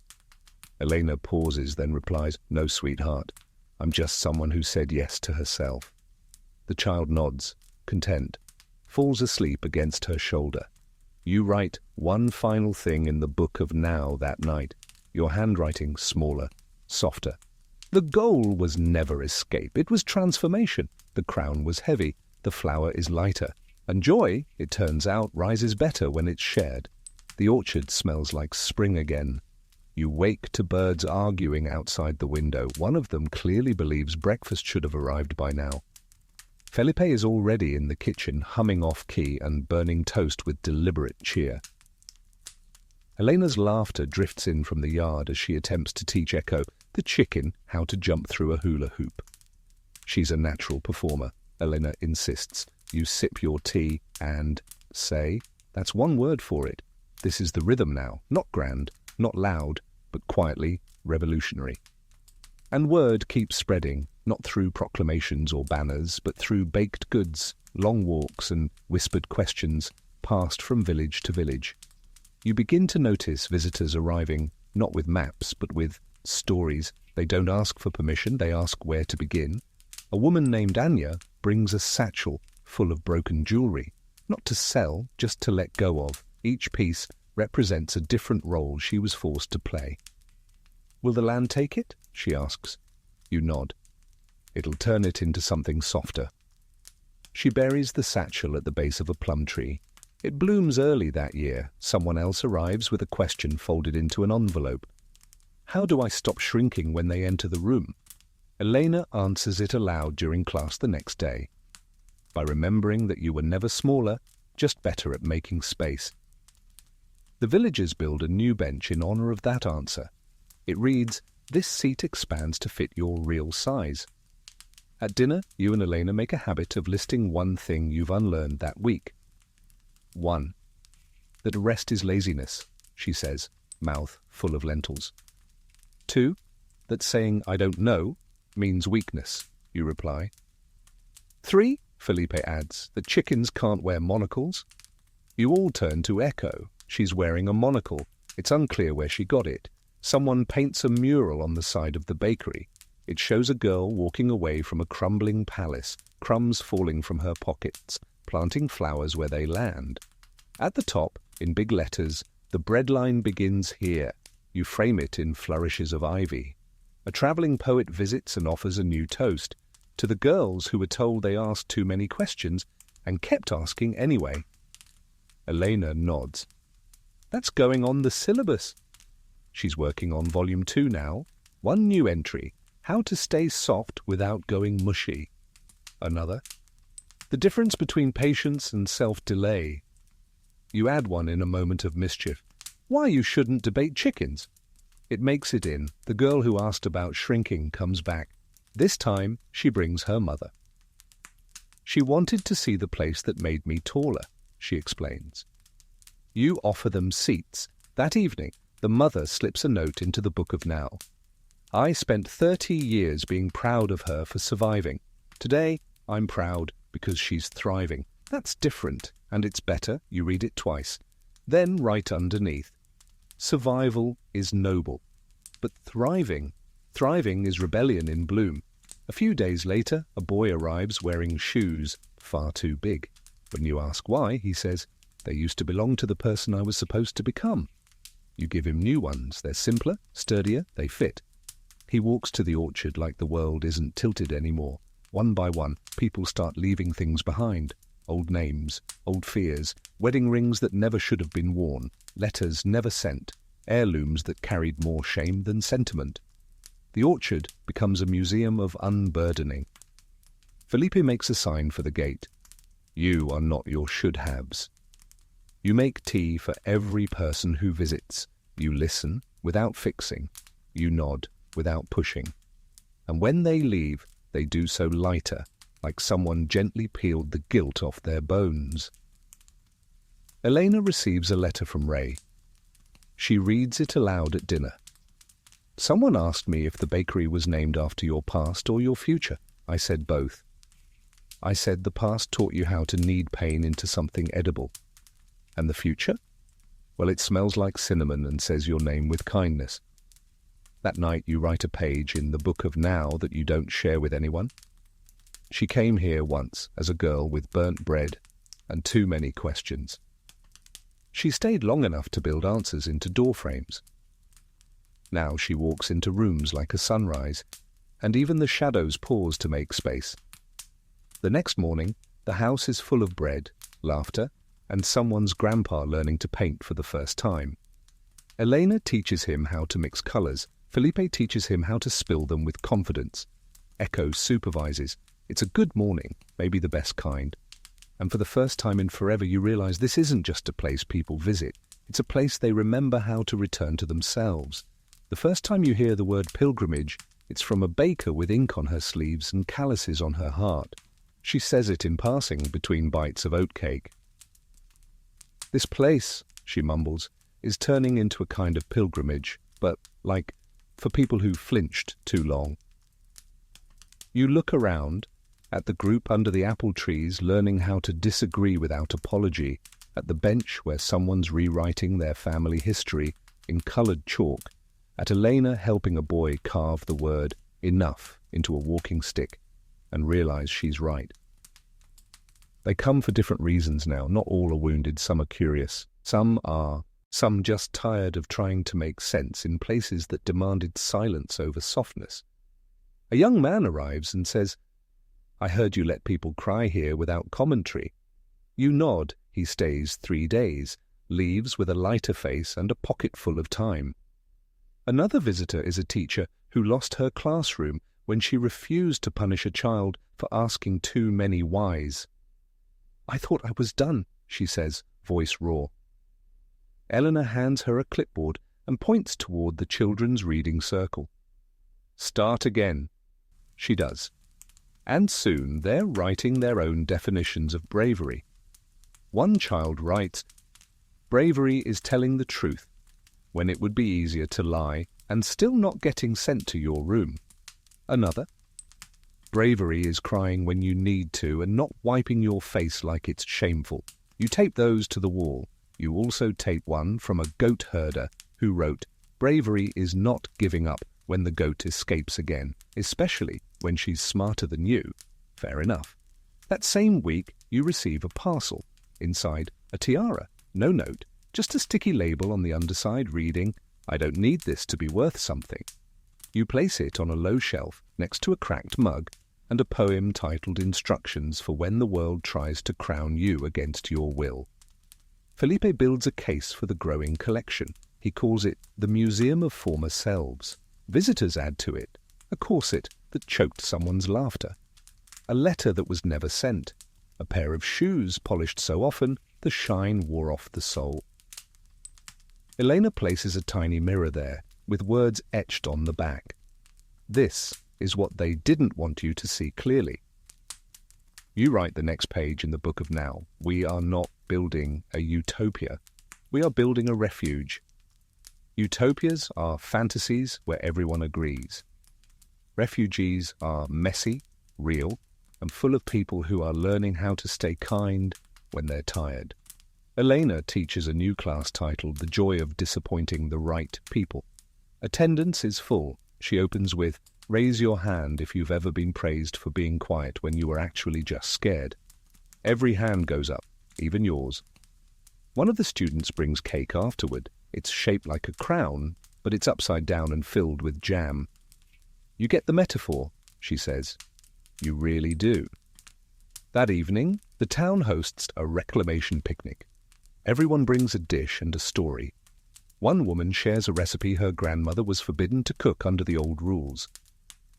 "I make it now just to remind my tongue that it still has memory." A man recites the lullaby he once sang to himself in secret because boys weren't supposed to need comfort. You hand out tiny candles. At dusk, the orchard glows with people holding light and saying things they once buried. I wasn't too much. I wasn't too soft. I wasn't wrong to leave. I wasn't wrong to stay. Elena, quiet beside you, squeezes your hand. And for a moment, all the years between you and the palace feel like a dream someone else dreamt. One you finally woke up from. You close the night with a toast to the ones who left, to the ones who stayed, to the ones who were never invited but showed up anyway, and to the ones who learned that worth is not decided by proximity to power, but by what you do with your freedom when it finally lands in your hands. The orchard cheers. The children dance with sparklers. Someone plays a lute very badly, and you write the second to last page of the Book of Now. They asked if this was a revolution. I said no, it's a restoration, not of power, but of permission, to feel, to falter, to grow strange and honest and kind. Tomorrow, Elena will teach a class titled How to End Things Without Disappearing. Tonight? Tonight you fall asleep in a house built of bread, laughter, and stories too stubborn to stay quiet. The wind rustles the orchard leaves like it's whispering a lullaby just for you, and you dream not of palaces, but of porches, not of crowns, but of hands holding hands, not of being remembered, but of helping others remember themselves. The morning begins quietly. You wake before the sun, not out of urgency, but instinct, like your body wants to witness the first light stretch itself across the orchard one more time. The house is still. The floor creaks softly under your steps, a familiar sound like an old friend clearing their throat. Outside, the trees wear their blossoms like pride. Echo is perched on the windowsill, tail feathers twitching as if she too senses something ending, or maybe beginning. In the kitchen, you make tea without thinking. The motions are muscle memory now, a little cinnamon, a hint of orange peel. The scent wraps around you before the steam does, and you stand there a moment, holding the warmth in both hands, letting it seep into your chest. Today is the last class, Elena's final session in this cycle of the syllabus. How to end things without disappearing. You help her set up the chairs beneath the archway of trees, the branches hanging heavy with white petals. It feels like a cathedral born of soft rebellion and dirt under the nails devotion. No pews, no altars. Just benches full of people who once thought they'd never be seen as whole. One by one, they arrive. The child who couldn't speak above a whisper now laughs louder than the birds. The young man who wore 2 big shoes now walks like he chose the ground. The teacher who lost her classroom has built a new one, just with fewer walls and more blankets. Eleanor waits until everyone is seated. She doesn't stand this time. She stays level with them, eye to eye. You've carried so much, she begins, voice even and warm. And yet you still made room for yourselves. There's a hush, as if the very trees lean closer. You were told endings meant failure, that walking away meant weakness, that to stop something was to be erased from it. She shakes her head gently. But you were never erased, you just outgrew the margins. She hands out cards. Blank, except for one line. This is what I'm releasing today. You don't read what they write. You don't need to. They fold the cards, slip them into a wooden box one by one. Some with tears, some with laughter, all with relief. Then Elena takes the box to the stream. Everyone follows. She sets it gently in the water, and the current carries it down, around the bend, and into the unknown. No dramatic music, just ripples, then silence, and somehow that's more powerful than any anthem. You return to the orchard. Someone brings honey cakes. Someone else sings a song they've been too afraid to finish. A child starts painting on the grass with water, giggling as the sun steals it away. And you? You write the final page in the book of now. Your hand trembles a little, not from fear, from awe. This was never about escape. It was always about return to ourselves, to each other, to the kind of quiet that doesn't demand silence, to the kind of strength that doesn't arrive in armor but in aprons, and hand-holding and laughing in the rain. You are not just allowed to take up space. You were always meant to. You close the book, but not really. You leave it on the bench, spine open, in case someone else needs to add their chapter.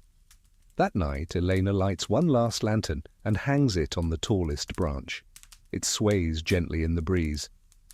"Think it'll last?" she asks. You smile. "It doesn't need to. It just needs to be seen." She nods. And then, in the quiet that follows, she turns to you and says, "I'm ready." You don't ask for what. You just say, "I know." And you sit there together under the watch of stars and fireflies, letting the stillness settle in like a blanket. Nothing explodes, nothing shatters, nothing ends really. But something exhales a long, slow, permission-filled breath. And now, as you lie there, letting the hush of this story settle like dusk over your thoughts, take a moment to soften your breath.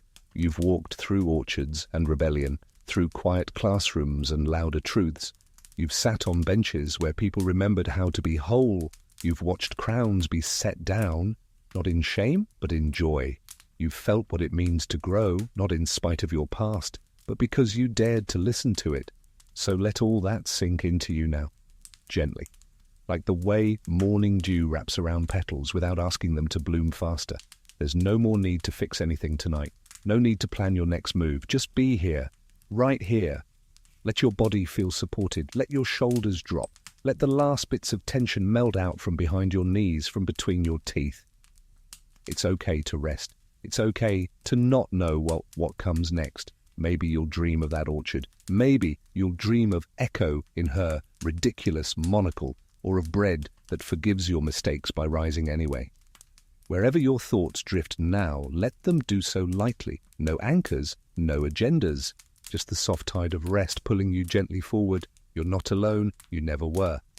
Good night, friend. Sleep well.